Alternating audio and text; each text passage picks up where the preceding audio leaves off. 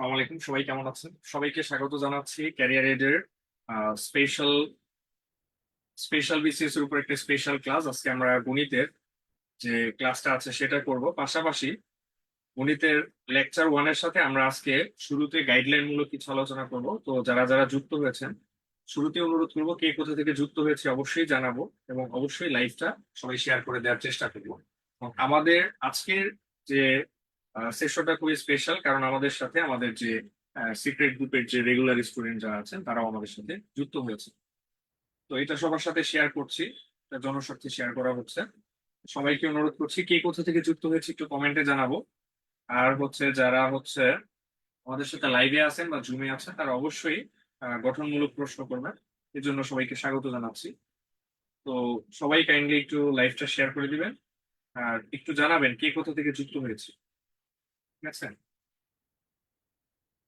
আচ্ছা, আমরা জুমেও কে কোথা থেকে যুক্ত হয়েছে একটু জানাবো, লাইভেও কে কোথা থেকে যুক্ত হয়েছে একটু জানাবো। ঠিক আছে?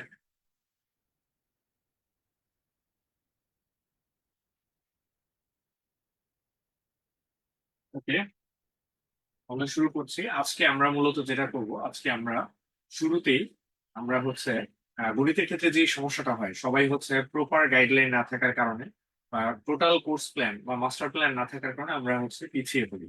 কারণ যে বিসিএস এর যে বিশাল বড় সিলেবাসটাকে একটু স্ট্র্যাটেজিক্যালি না আগাতে পারলে ভালো করা যাবে। সেই ক্ষেত্রে আমরা যেটা করব, আমরা সিলেবাস সম্পর্কে একটা সম্যক ধারণা লাভ করব। পাশাপাশি আমরা আজকে যে লেকচার ওয়ান যেটা আছে সেটা সম্পর্কেও আমরা টাচ দিব, যদিও লেকচার ওয়ানটা আমরা পরবর্তী ক্লাসে বিস্তারিত আলোচনা করবো। আজকে জাস্ট আমরা একটা ভার্সাই ভিউ আলোচনা করবো। তো একদিকে আমরা গাইডলাইন নিয়ে আলোচনা করব, কোয়েশ্চেন প্যাটার্ন নিয়ে আলোচনা করবো, পাশাপাশি লেকচার ওয়ান সম্পর্কে একটা টাচ দিব, এবং আমরা ক্লাসের শেষে সুন্দর একটা হোমওয়ার্ক দিয়ে দিব, এবং এটার একটা কন্টিনিউশন হবে। এবং আমাদের প্রতিটি ক্লাসে একটা করে ক্লাস টেস্ট থাকবে, এবং আমাদের যে রেগুলার যে কোর্স প্ল্যান আছে বা কোর্স ম্যানুয়াল যেটা আছে, কোর্স ম্যানুয়াল থেকে আমরা রেগুলার প্র্যাকটিস করে আমরা এই পেজটা ধরে রাখবো। ঠিক আছে? তো আমাদের সাথে রাশেদুল হাসান বরিশাল থেকে যুক্ত হয়েছে, বুলবুল ইসলাম, বুলবুল আহমেদ ইসলামী বিশ্ববিদ্যালয় থেকে। আর কে কোথা থেকে যুক্ত হয়েছে একটু জানাবো, আর লাইভটা একটু শেয়ার করে দিব সবাই। আচ্ছা, শামসুন নাহার জুথি রাজশাহী থেকে, ধন্যবাদ। আর কে কোথা থেকে যুক্ত হয়েছে একটু কমেন্টে জানাবো দ্রুত।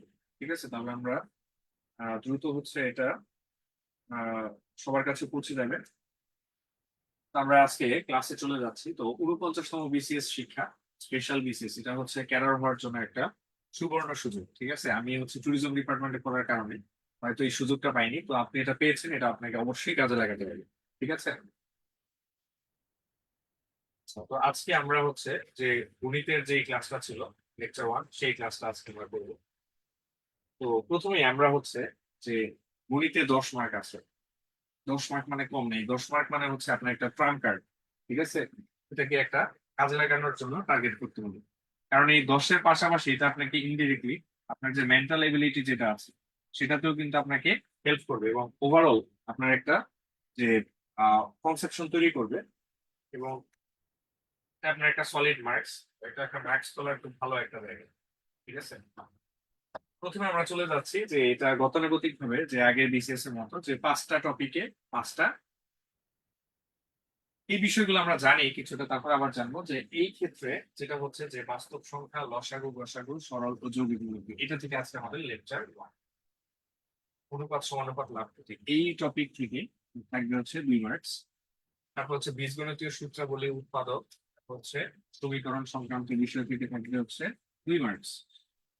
এছাড়াও সূচক, লব, ধারা, আমার সবচেয়ে প্রিয় জিনিস, সেটা থেকে থাকবে আপনার 2 মার্কস। আচ্ছা, তারপরে রেখা, কোণ, ত্রিভুজ, চতুর্ভুজ সংক্রান্ত উপপাদ্য, পিথাগোরাসের উপপাদ্য, বৃত্ত সংক্রান্ত উপপাদ্য, পরিমিতি, ঘনবস্তু, অর্থাৎ যে আপনার ঘনজ্যামিতি সংক্রান্ত যে বিষয়গুলো আছে সব মিলিয়ে 2 মার্কস। সর্বোপরি এই টপিকটা অজ্যামিতি পার্ট। এখান থেকে সেট, বিন্যাস, সমাবেশ, পরিসংখ্যানের কনসেপশন এবং সম্ভাব্যতা, এটা থেকে থাকবে আপনার 2 মার্কস। ঠিক আছে? তো আমি আপনার গণিত মানে অনেক কিছু, মানে অনেক বিশাল এরকম কিছু না, আমাকে পুরা পৃথিবীর গণিত পড়ার দরকার নেই, ক্যালকুলাস পড়ার দরকার নেই। ঠিক আছে? আমাকে যেটা পারতে হবে, আমার এই যে টপিক গুলো আছে, ঠিক আছে, এই টপিক গুলো সম্পর্কে আমার মোটামুটি ধারণা থাকলে আমি মার্কস পাবো। ঠিক আছে? তো আমার যে ব্যাংকের বা আইবি এর বা হচ্ছে জিআরই জিমেটের অনেক কঠিন কঠিন ম্যাথ আছে, এগুলো পারার আমার কোনো দরকার নেই। এইখানের যে বেসিক জিনিসগুলো আছে এগুলো সম্পর্কে একটা বেসিক ধারণা নিব, নেওয়ার পরে এগুলো থেকে আমরা প্র্যাকটিস করে আমরা উত্তরটা করে ফেলবো। ঠিক আছে? তো সেই ক্ষেত্রে আমরা এখানে একটা গুরুত্বপূর্ণ জিনিস দেবো, প্রত্যেকটা পার্টে 2 2 করে 5 দুগুণে। ঠিক আছে? আপনার হচ্ছে 5 দুগুণে কত মার্কস? 10 মার্কস আপনি এখান থেকে আয়ত্ত করবেন। আচ্ছা, তো এইখানে আমার একটা ছোট স্ট্র্যাটেজি আছে। তো সাধারণত আমরা সবাই কি করি যে শুরু থেকে শেষ করে সব করি, বাট আপনি আপনার মতো করে একটা কাস্টমাইজ করে একটা প্ল্যান করুন। ধরেন আপনি হচ্ছে যে পাটিগণিতে ভালো, যেমন আমি পাটিগণিতে সবসময় ভালো ছিলাম, আমি এই পার্টটা কাজই করতাম না। আমি হচ্ছে অন্যান্য পার্ট গুলাতে একটু জোর দিতাম, অন্যান্য পার্ট গুলাতে আমি হচ্ছে যে জোর দিতাম বা টেকনিক্যালি মার্কস তুলতাম। আচ্ছা বলেন তো এখানে সবচেয়ে বেশি মার্কস তোলার জায়গা কোন পার্ট থেকে? 1 2 3 4 5 কোনটা? একটু গেস করেন। 1 2 3 4 5 কোন টপিকটা থেকে মার্কস তোলা সবচেয়ে সহজ এবং আপনি কোন টপিক থেকে শুরু করেন? 1 2 3 4 5 কি মনে হচ্ছে বলেন?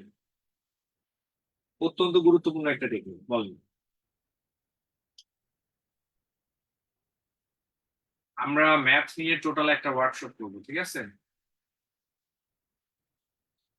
বলেন কোন পার্টটা থেকে মার্কস তোলা সম্ভব সবচেয়ে বেশি এবং আপনি কোন পার্ট থেকে শুরু করবেন? আচ্ছা যাই হোক, আমি সবসময় যেটা করতাম, আমি আমার পরীক্ষার সময় আমি একটা কাজ করতাম, সেটা হচ্ছে আমি সবসময় এখান থেকে শুরু করতাম, সূচক লব এবং ধারা থেকে। এই পার্টটা থেকে সবার আগে শুরু করতাম। এই ধারাটা এটা কিন্তু আপনার মেন্টাল এবিলিটিতেও কাজে লাগবে এবং অল্প সিলেবাসে প্রচুর মার্কস। ঠিক আছে?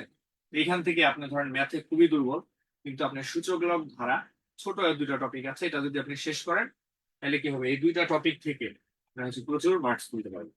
এইখানে একটা জিনিস বলা আছে সমান্তর ধারা গুণোত্তর ধারা। তবে আমরা হচ্ছে যে একটা জিনিস দেখি যে একটা কালচার বা একটা ট্রেন্ড বলে একটা কথা আছে, সিলেবাসের বাইরে এই ট্রেন্ড গুলো কিন্তু অলিখিত একটা সিলেবাসে পরিণত হয়। যেমন পাশাপাশি এখান থেকে প্রায় দেখা যায় যে অসীম ধারা থেকে প্রশ্ন চলে আসে। তো সেই ক্ষেত্রে আমরা অসীম ধারার যে বেসিক যে সূত্র আছে, ধরেন আপনার হচ্ছে যে আহ অসীম ধারার যে সূত্রগুলো আছে, জাস্ট একটা সূত্র মনে রাখবো তাহলে হয়ে যাবে। ঠিক আছে? তো আমরা সিলেবাসের বাইরে যাব না, তবে একটা দুইটা টপিক যেটা হচ্ছে একটা ট্রেন্ড হয়ে গেছে অসীম ধারা থেকে আসতে আসতে, তাহলে সেই ক্ষেত্রে আমরা এই ক্ষেত্রে অসীম ধারাটাও আমরা অ্যাড করে দেবো। এটা আমরা ক্লাসে দেখবো, জাস্ট ছোট একটা সূত্র আছে। ঠিক আছে? এ ডিভাইডেড বাই 1 - আর, জাস্ট একটা সূত্রতে আমি মান বসাই দিলে উত্তরটা বের হয়ে যাবে। তারপরে আমরা যে টপিকটা নিয়ে কাজ করতে পারি, যেমন হচ্ছে আমরা এখানে ত্রিভুজের একটা ছোট অংশ আছে, এই অংশটাতে আমরা যদি কাজ করি এখানে আমরা হচ্ছে 2 মার্কস তুলতে পারি। তারপরে আমরা দেখতে পারি যে বীজগণিত সংক্রান্ত একটু সহজ কিছু বিষয় আছে, এখান থেকে আমরা 2 মার্কস তুলতে পারি। তারপরে হচ্ছে আমরা যে পাটিগণিত থেকে আমরা ওভারঅল বেসিক ধারণা থেকে 2 মার্কস তুলতে পারি। এছাড়াও আমার হচ্ছে ছোট একটা টপিক আছে সেট বিন্যাস, সেট বিন্যাস সমাবেশ, একটা পরিসংখ্যান সংক্রান্ত কিছু এমসিকিউ আছে। তারপর হচ্ছে সম্ভাব্যতা, এটা বিন্যাস সমাবেশের সাথে রিলেটেড, এখান থেকে আমরা 2 মার্কস তোলা সম্ভব। ঠিক আছে? এইভাবে করে আমি যখন সিলেবাসটাকে এটার অ্যানাটমিটা ভাগ করে ফেলবো, পার্ট পার্ট করে ফেলবো, তখন আমার জন্য এই জিনিসটা খুব ইজি হয়ে যাবে। আশা করি সবাই বুঝতে পেরেছি। কারো কোনো কনফিউশন থাকলে অবশ্যই কমেন্টে জানাবো বা প্রশ্ন করতে পারি। কারো কোনো প্রশ্ন আছে যারা জুমে আমাদের সাথে যুক্ত হয়েছে? কারো কোনো প্রশ্ন আছে? একটু দেখবো। কারো কোনো প্রশ্ন থাকলে অবশ্যই ওয়েলকাম। ঠিক আছে? ওকে, তাহলে আমরা পরের টপিকে চলে যাচ্ছি। আচ্ছা, এবার হচ্ছে আমরা যে আপনার হচ্ছে যে 36তম বিসিএস থেকে একদম হচ্ছে যে 47-এর এক পর্যন্ত যে প্রশ্নগুলো এসেছে, সেই বিষয়গুলো আমরা একটু অ্যানালাইসিস করবো, করে দেখবো যে আমরা কোন টপিকটা কত বেশি গুরুত্বপূর্ণ এবং কোথায় আমাদের হিট করতে হবে। ঠিক আছে? আমরা গুরুত্বপূর্ণ জায়গা কোনগুলো সেগুলো চিনবো। অবশ্যই আমরা সিলেবাসের প্রত্যেকটা জায়গা টাচ করবো, বাট আমরা কিছু কিছু জায়গায় ফোকাস করবো, কোয়েশ্চেন প্যাটার্নটা একটু অ্যানালাইসিস। ঠিক আছে? কোয়েশ্চেন প্যাটার্ন অ্যানালিসিস করে না পড়লে আমরা খুব বেশি ভালো করতে পারবো। ঠিক আছে? তো এখানে আমরা একটু দেখবো যে কোন টপিকটা থেকে কতগুলো প্রশ্ন আছে। ঠিক আছে? তো এখানে দেখবো যে আমার হচ্ছে যে সংখ্যার ধারণা সবচেয়ে গুরুত্বপূর্ণ। এটা অন্যান্য পরীক্ষার জন্য অনেক বেশি গুরুত্বপূর্ণ, এটা থেকে প্রায় 9টি প্রশ্ন এসেছে। লসাগু গসাগু গুরুত্বপূর্ণ, এটা থেকে প্রায় 8টি প্রশ্ন এসেছে। শতকরা থেকে 9টি প্রশ্ন এসেছে। অর্থাৎ এই তিনটা টপিক আমার হচ্ছে অনেক বেশি গুরুত্ব দিতে হবে। এবং আমরা অনুপাতকে আমরা নিতে পারি যে অনুপাত সমানুপাত হচ্ছে স্মার্ট ক্যালকুলেশনের জন্য বা হচ্ছে আপনার ম্যাথের কনসেপশন বোঝার জন্য এই টপিকটা অত্যন্ত গুরুত্বপূর্ণ। সেই ক্ষেত্রে আমরা এই জিনিসগুলো আর অতিরিক্ত আমাদের যেটা আছে গড় ভগ্নাংশ ইত্যাদি এগুলো আমরা আইডিয়া নিয়ে আমাকে যেতে হবে। কম গুরুত্বপূর্ণ হলো এগুলো ফেলে দেওয়া যাবে না, এগুলো অবশ্যই আমাকে কনসেপশন নিতে হবে বা ধারণা নিতে হবে, কারণ ম্যাথ জিনিসটা হচ্ছে একটা আরেকটার সাথে ইন্টার রিলেটেড। এই জন্য কোনো কিছু বাদ দেওয়া যাবে না। তবে এই বিষয়গুলোতে আমরা একটু তুলনামূলক কম গুরুত্ব দিব, উপরের যে বিষয়গুলো আছে এগুলোতে তুলনামূলক বেশি গুরুত্ব দিব। ঠিক আছে? হ্যাঁ, শুনতে পাচ্ছি, বলো। আচ্ছা, কারো কোনো প্রশ্ন থাকলে অবশ্যই নিবো। এখানে একজন প্রশ্ন করেছেন, স্যার আমরা আজকের টপিকের উপর পিডিএফ পাবো কিনা, আর পেলে কিভাবে পাবো জানালে ভালো হতো। অবশ্যই।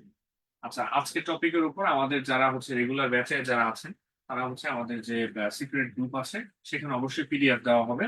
এবং আমাদের হচ্ছে ম্যানুয়াল আশা করি সবার কাছে পৌঁছে গেছে, না হলে খুব শীঘ্রই আমাদের যে কোর্স ম্যানুয়ালটি আছে এটা আপনাদের কাছে পৌঁছে যাবে, যেটা ফলো করে করে আপনারা প্রত্যেকটা লেকচারের সাথে মিল রেখে আপনারা হচ্ছে করতে পারবেন। ঠিক আছে? তার পরবর্তীতে আমরা আসবো হচ্ছে তাহলে এটা আগের সিলেবাস অনুযায়ী হচ্ছে যে পাটিগণিতে 3 মার্কস, এখানে বীজগণিতে আমার থাকবে হচ্ছে যে 2 মার্কস, এবং হচ্ছে যে ধারা সংক্রান্ত বিষয়গুলো হচ্ছে এইখান থেকে থাকবে হচ্ছে আমার 2 মার্কস, এবং এইখান থেকে থাকবে 2 মার্কস, এবং আগের সিলেবাস অনুযায়ী এখানে 6 মার্কস হয়ে যাবে 4 মার্কস। ঠিক আছে? তো আগের সিলেবাস অনুযায়ী যে পরীক্ষায় এই পর্যন্ত প্রশ্নগুলো এসেছে সেটা হচ্ছে প্রায় বীজগণিতীয় সূত্রাবলী, এটা অত্যন্ত গুরুত্বপূর্ণ টপিক। এখান থেকে 10টি প্রশ্ন এসেছে। আপনার দ্বিপদী এবং অসমতা, অসমতাটা আপনার পিএসসি স্যারদের অনেক পছন্দের একটা জায়গা, তো সেখান থেকে প্রায় 11টি প্রশ্ন এসেছে। আপনার সূচক অত্যন্ত গুরুত্বপূর্ণ, লগও গুরুত্বপূর্ণ, এখান থেকে 13টি করে প্রশ্ন এসেছে। ধারা অত্যন্ত অত্যন্ত গুরুত্বপূর্ণ একটা জিনিস, যেটা আপনার মানসিক দক্ষতার কাজে লাগে। এই প্যাটার্ন গুলা হচ্ছে অত্যন্ত গুরুত্বপূর্ণ, এটা প্রত্যক্ষ পরোক্ষভাবে সব জায়গায় কাজে লাগে। ওকে, তারপরে আমরা দেখবো যে এইখানে জ্যামিতি অংশ, এটা থেকে আগের সিলেবাস অনুযায়ী 3 মার্কস, বর্তমান সিলেবাস অনুযায়ী আমার এখানে 2 মার্কস থাকবে। তো বিগত বছরের প্রশ্নগুলো অ্যানালাইসিস করে দেখা যায় যে আপনার রেখাকোণ থেকে প্রায় 6টি প্রশ্ন এসেছে। আপনার ত্রিভুজ সংক্রান্ত যে উপপাদ্য আছে সেখান থেকে প্রায় 7টি প্রশ্ন এসেছে, এবং চতুর্ভুজ সংক্রান্ত উপপাদ্য এসেছে একটি। এটা জাস্ট আমরা একটু ধারণা নিব। তারপরে বৃত্ত সম্পর্কিত উপপাদ্য বা যে বেসিক যে প্রপার্টিস গুলো আছে, ঠিক আছে, বৃত্তের প্রপার্টিস, যেমন হচ্ছে আপনার ধরেন যে অর্ধবৃত্তস্থ কোণ আমার কি হবে, যে অর্ধবৃত্তস্থ কোণ আমি যেভাবে আঁকি না কেন এটা কি হবে, এক সমকোণ হবে। এই ধরনের কিছু প্রপার্টিস আছে। ঠিক আছে? আবার আমি ধরি যদি বৃত্তস্থ কোণ, এই যে বৃত্তস্থ কোণ বৃত্তের সাথে লেগে থাকে, যেটা এই বৃত্তস্থ কোণ, আমি যদি বলি কেন্দ্রস্থ কোণ, এইটার উপর যদি আমি এখান থেকে একটা এখান থেকে যদি আমি একটা আঁকি, মানে এইখান থেকে যদি আমি বৃত্তস্থ কোণ আঁকি, এখান থেকে যদি আমি কেন্দ্রস্থ কোণ আঁকি, এই কেন্দ্রের সাথে যেটা আছে এটা হচ্ছে আমার কেন্দ্রস্থ কোণ, আর বৃত্তের সাথে যেটা আছে একই চাপের উপর দণ্ডায়মান এই বৃত্তস্থ কোণ, এই কেন্দ্রস্থ যে কোণটা আছে, ঠিক আছে, এটার কি হবে, অর্ধেক হবে। এই ধরনের বেশ কিছু প্রপার্টিজ আছে যেটা আমরা শিখবো। আবার এইখানে অর্ধবৃত্তস্থ কোণ আমি যেটা এক না কেন এখানে একটা কি হয়ে যাবে, সমকোণ হয়ে যাবে, অর্ধবৃত্তস্থ কোণ এক সমকোণ। এইভাবে আমরা এই বিভিন্ন ধরনের প্রপার্টিজ গুলো আছে, এই বৃত্তের প্রপার্টিজ গুলো অত্যন্ত গুরুত্বপূর্ণ। এখান থেকে 6টি প্রশ্ন এসেছে। পরিমিতি ঘনবস্তু বা যে জ্যামিতি গুলো আছে সেখান থেকেও আপনার 6টি প্রশ্ন এসেছে। মাঝে মাঝে এই যে ত্রিকোণমিতি একটা বিষয় যেটা সিলেবাসে নেই, তারপরও মাঝে মাঝে এখান থেকে প্রশ্ন এসে যায়। তো সেই ক্ষেত্রে আমরা ত্রিকোণমিতির কিছু কিছু অংশ, অর্থাৎ সূত্র সংক্রান্ত ছোটখাটো যে বিষয়গুলো আছে সেগুলো পড়বো। এবং ত্রিকোণমিতির কিছু অংশ আমার হচ্ছে যে পরিমিতির ক্ষেত্রে, মানে কথার অঙ্কের কিছু পরিমিতি আছে সেগুলোর ক্ষেত্রে, যেখানে আমরা পিথাগোরাসের উপপাদ্য প্রয়োগ করে ত্রিকোণমিতি করতে পারবো, এটা আমরা ক্লাসে দেখিয়ে দেওয়া হবে। তো সেই টপিক গুলো অত্যন্ত গুরুত্বপূর্ণ। এটা হচ্ছে একদিকে ধরলে ত্রিকোণমিতি, আরেকদিকে ধরলে পরিমিতি। ঠিক আছে? তো এইভাবে আমরা জ্যামিতিটা রপ্ত করব। তারপরে আমরা দেখব যে পরিসংখ্যান, ঠিক আছে, অথবা অজ্যামিতি সংক্রান্ত কিছু বিষয় আছে। ঠিক আছে? পরিসংখ্যান বা অজ্যামিতি সংক্রান্ত কিছু বিষয় আছে, সেখান থেকে এখন বর্তমান সিলেবাস অনুযায়ী আমার থাকবে হচ্ছে 2 মার্কস। তো সেই ক্ষেত্রে আমার সেট থেকে সবচেয়ে বেশি প্রশ্ন আসতে দেখা গেছে প্রায় 13টি। বিন্যাস সমাবেশ দুটা মিক্স করে আসে বা আলাদাও আসে, সেখান থেকে আমার অনেকগুলো প্রশ্ন আসতে দেখা গেছে। তো সেই ক্ষেত্রে বিন্যাস সমাবেশ থেকে 4টি, এবং হচ্ছে আপনার সমাবেশ থেকে, অর্থাৎ বিন্যাসের মধ্যে প্যাটার্ন, এটা তুলনামূলক কম প্রশ্ন আসে, এবং সমাবেশ থেকে তুলনামূলক বেশি প্রশ্ন আসে, এবং এটার পরেই আসে আমার সম্ভাব্যতা। ঠিক আছে? আচ্ছা, পরিসংখ্যান সংক্রান্ত বিষয়গুলো আমরা ক্লাসে আলোচনা করাবো, সেখানে আমরা কিছু জিনিস দেখবো যে আপনার হচ্ছে যে মধ্যক নির্ণয়, প্রচুরক নির্ণয়। যেমন প্রচুরক হচ্ছে প্রচুর পরিমাণে থাকে, যে একটা গণসংখ্যা থাকবে, এরকম বেশ কিছু অ্যামাউন্ট থাকবে, এটার মধ্যে যে অ্যামাউন্টটা ধরেন আপনার হচ্ছে 19, 18 এরকম, যেই জিনিসটা ধরেন 19 বেশি বার আছে, তাহলে 19 হচ্ছে এখানে প্রচুরক, যেটা প্রচুর পরিমাণে থাকবে। এরকম কিছু এমসিকিউ থাকবে যেটা আমাকে রপ্ত করতে হবে, জাস্ট অল্প কিছু এমসিকিউ। পরিসংখ্যান তুলনামূলক কম গুরুত্বপূর্ণ, বাট কিছু এমসিকিউ আমাকে করতে হবে। ঠিক আছে, এটা আমাদের যে পিডিএফ যেটা দেওয়া আছে সেইটা হচ্ছে আমরা দেখে ফেলবো, তাহলে হচ্ছে আমরা আহ আমরা হচ্ছে এই জিনিসটা রপ্ত করে ফেলতে পারবো। ঠিক আছে, তো আজকে আমরা দুইটা কাজ করব। প্রথমত আজকে আমরা লেকচার ওয়ানে আমাদের কি কি জিনিস আছে এগুলো জাস্ট আজকে আমরা একটু টাচ দিব। নেক্সট ক্লাসে আমরা হচ্ছে এর বিস্তারিত আলোচনা করব এবং এটা নিয়ে আমরা বেশ কিছু এমসিকিউ সলভ করব। ওকে, প্লাস হোমওয়ার্কও থাকবে। আজকে আমরা জাস্ট লেকচার ওয়ানটা টাচ করবো এবং আজকে আমরা গণিতের কৌশল নিয়ে একটু বিস্তারিত আলোচনা করব। ঠিক আছে, যে কিভাবে এমসিকিউ আনসার করতে হয় এবং ম্যাথের মেন্টাল অ্যাবিলিটি, ম্যাথের ক্ষেত্রে যে আমার যে মেন্টাল যে অ্যাপ্রোচটা আছে, দৃষ্টিভঙ্গি আছে, এটা আজকের ক্লাসের পর থেকে আমার চেঞ্জ হয়ে যাবে। ঠিক আছে, আর আশা করি এবং বিলিভ ইট অর নট, এটা আজকে আপনাদের লাইফের ওয়ান অফ দা বেস্ট একটা স্ট্র্যাটেজি ক্লাস হতে চলেছে। ঠিক আছে, আচ্ছা, লেকচার ওয়ানে আমাদের কি কি থাকতেছে? প্রথমত বাস্তব সংখ্যা। এই বাস্তব সংখ্যা থেকে অনেক ধরনের এমসিকিউ এসে থাকে, যে আপনার হচ্ছে যে প্রায় এসে থাকে যে ক্ষুদ্রতম ভগ্নাংশ নির্ণয়, বা হচ্ছে আপনার সংখ্যার ধারণা, কোনটি হচ্ছে যে আপনার হচ্ছে মৌলিক সংখ্যা, কোনটি যৌগিক সংখ্যা, কোনটি হচ্ছে আপনার আরেকটা বলা হয় যেমন হচ্ছে √p বা √2 অমূলদ সংখ্যা। অমূলদ সংখ্যা সংক্রান্ত প্রশ্ন এসে থাকে, মৌলিক সংখ্যা নির্ণয় করা। তারপরে হচ্ছে স্থানীয় মান সংক্রান্ত, বা হচ্ছে অঙ্ক বড় ছোট, বা হচ্ছে স্থান পরিবর্তন করলে কি হয়, বা হচ্ছে আপনার আরেকটা জিনিস হচ্ছে যে থাকে যে হচ্ছে আপনার আহ, দুটি বর্গের আহ, ধারাবাহিক দুটি বর্গ আছে, তো বর্গের অন্তরফল কত হবে, অন্তরফল হলে হচ্ছে সংখ্যা দুইটা, ছোট সংখ্যাটা বড় সংখ্যাটা নির্ণয় করা। এরকম অনেক ধরনের বিষয়গুলা এই বাস্তব সংখ্যার মধ্যে। অর্থাৎ এটা মূলত বাস্তব সংখ্যা না, এটা মূলত হচ্ছে আমার সংখ্যার ধারণা। এটা কি? আমার হচ্ছে যে সংখ্যার ধারণা। তো অত্যন্ত গুরুত্বপূর্ণ একটা টপিক সংখ্যার ধারণাটা। ঠিক আছে, দুইটা কারণে গুরুত্বপূর্ণ। প্রথমত এখান থেকে সবচেয়ে বেশি এমসিকিউ আসে অন্যান্য পরীক্ষাগুলোতে, আর দ্বিতীয়ত এটা হচ্ছে আমার বেসিক কনসেপ্ট। ঠিক আছে, বা হচ্ছে মিনি অপারেশন করতে হয় অঙ্কের মধ্যে, আমাদের কিছু ছোট ছোট টার্ম বা ছোট ছোট অপারেশন করতে হয়। এই মিনি অপারেশন গুলা ম্যাথের বেসিক ডেভেলপমেন্ট করার জন্য অত্যন্ত অত্যন্ত গুরুত্বপূর্ণ। তো বাস্তব সংখ্যা সম্পর্কে আপনাদের কোনো প্রশ্ন থাকলে অবশ্যই। কারো কোনো প্রশ্ন আছে বাস্তব সংখ্যা নিয়ে? বাস্তব সংখ্যা নিয়ে কারো কোনো প্রশ্ন আছে? আচ্ছা, তাহলে আমরা পরের টপিকে চলে যাচ্ছি, লসাগু গসাগু। ঠিক আছে, তো লসাগু গসাগু আমরা ক্লাসে বিস্তারিত ভাবে দেখবো, যে লসাগু গসাগু থেকে প্রায় এমসিকিউ এসে থাকে। যে লসাগু গসাগু কিন্তু শুধু একভাবে আসে না, যে লসাগু নির্ণয় গসাগু নির্ণয় এরকম না। এটা পাটিগণিতে যেমন লাগে, এটা কিন্তু জ্যামিতিতেও লাগে। আচ্ছা, লসাগু করার ক্ষেত্রে আমরা যেটা দেখবো, গসাগুটা আগে আমরা দেখি। গসাগুতে আমরা সবসময় যেটা করি, আমরা যে কমন যে ফ্যাক্টর গুলো আছে বা কমন যে উৎপাদক গুলো আছে, ঠিক আছে, এই কমন উৎপাদক গুলো আমরা রিসিভ করে থাকি। ঠিক আছে, কিন্তু লসাগুর ক্ষেত্রে আমরা কি করি, কমন প্লাস হচ্ছে আনকমন দুই ধরনের ফ্যাক্টরি আমরা এখানে কাউন্ট করে থাকি। ঠিক আছে, তো এখানে মনে করেন আপনার হচ্ছে ধরেন আপনার 4 আছে, আর এখানে মনে করেন আপনার হচ্ছে 8 আছে। ঠিক আছে, তাহলে 4 এর ফ্যাক্টর গুলো কি কি আছে, 1 2 4, এটার হচ্ছে 1 2 4 8। ঠিক আছে, তাইলে এই দুটার মধ্যে কমন আছে কি কি, কারণ আপনার হচ্ছে 1 2 4, এখানে 1 2 4।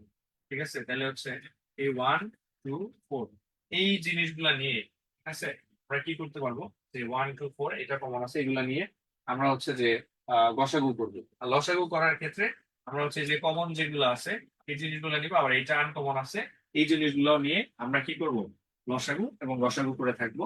এই জিনিসটা আমরা ক্লাসে আরো বিস্তারিত দেখবো। ঠিক আছে, তারপরে আমরা যেটা দেখবো সেটা হচ্ছে ধরেন আমরা হচ্ছে কোনো বীজগণিত করতে গেছি। ঠিক আছে, বীজগণিতের ক্ষেত্রে লসাগু গসাগু কিভাবে করবো? ধরেন এখানে একটা রাশি দেওয়া আছে, এটাতে দেওয়া আছে a+b, আর এটা দেওয়া আছে হচ্ছে a-b, এবং পরে আরেকটা রাশি আছে, এটা হচ্ছে ধরেন আপনার প্রথম রাশি, এটা হচ্ছে আমার দেওয়া আছে দ্বিতীয় রাশি, এটা দেওয়া আছে শুধুমাত্র a-b, আর এইখানে দেওয়া আছে হচ্ছে 2, এখানে দেওয়া আছে হচ্ছে 2। ঠিক আছে, মানে এখানে দেওয়া আছে 2a minus a minus b এরকম দেওয়া আছে। আচ্ছা, এই অঙ্কের ক্ষেত্রে এখানে দেওয়া আছে a প্লাস b, এখানে দেওয়া আছে a মাইনাস b, এখানে দেওয়া আছে 2, আরেকটা হচ্ছে 2a মাইনাস b ইন্টু হচ্ছে 2। তো এই ক্ষেত্রে আমি যদি গসাগু নির্ণয় করতে চাই, তাহলে গসাগু সবসময় কি কমন ফ্যাক্টর গুলো নেওয়া হয়, সবসময় কি কমন ফ্যাক্টর যেগুলো আছে। তাহলে এইখানে যে তিনটা ফ্যাক্টর গুণ অবস্থায় আছে এর মধ্যে কমন কি আছে 2, তাহলে এইটার মধ্যে গসাগু কত হবে 2। ঠিক আছে, গসাগু কত হবে শুধুমাত্র 2। আচ্ছা, এখন আমি যদি এটা লসাগু বের করতে চাই তাহলে আমার কি হবে, লসাগু করার ক্ষেত্রে তাহলে এখানে a plus B a minus B কোথাও কমন যাচ্ছে না, তাহলে হচ্ছে এই এটার মধ্যে কমন কি কি আছে 2। তাহলে আমি লসাগু করার ক্ষেত্রে আমি যেখানে কমন যেটা আছে এটা নিলাম, যে 2 এখানে কমন আছে এটা নিলাম। তারপরে গুণ অবস্থায় থাকবে হচ্ছে a plus B a minus B, a plus B, তারপর হচ্ছে a মাইনাস বি। তারপরে এখানে এই জিনিসটাও কমন যায় না, এটা আমি লিখে দিব যে 2a মাইনাস হচ্ছে বি। তাহলে এখানে লসাগু করতে হলে হচ্ছে 2 into a plus B into a minus B, তারপর হচ্ছে ইন্টু হচ্ছে 2a মাইনাস বি। তাহলে এটা পরের লাইনে যে কি হবে, পরের লাইনে যে এটা হচ্ছে 2, এটা হচ্ছে a স্কোয়ার মাইনাস কি বি স্কোয়ার হয়ে যাচ্ছে। আর এখানে দেখতেছে হচ্ছে 2a মাইনাস হচ্ছে বি। এই জিনিসটা হয়ে যাবে কি লসাগু, অর্থাৎ লসাগুর মধ্যে হচ্ছে কমন এবং আনকমন সবগুলা ফ্যাক্টর বা উৎপাদক এটার মধ্যে চলে আসবে। খুবই খুবই খুবই সিম্পল। ওকে, আশা করি সবাই বুঝতে পেরেছি, আর না বুঝলে অবশ্যই অবশ্যই প্রশ্ন করব। আর আমাদের ক্লাসে অবশ্যই প্রচুর পরিমাণে আমরা প্রশ্ন অ্যালাউ করি এবং আমরা প্রচুর পরিমাণে প্রশ্ন চাই আপনাদের কাছ থেকে। আচ্ছা, এটা বুঝতে পারিনি এমন কেউ আছি, বা কারো কোনো প্রশ্ন আছে? কারো কোনো প্রশ্ন আছে? Any question? Okay, Zoom meeting থেকে কোনো প্রশ্ন, কমেন্ট সেকশন থেকে কোনো প্রশ্ন? ওকে, তাহলে আমরা পরের টপিকে চলে যাচ্ছি। আমাদের ক্লাসের যে আরেকটা পার্ট আমরা আলোচনা করব সেটা হচ্ছে সরল ও যৌগিক মুনাফা।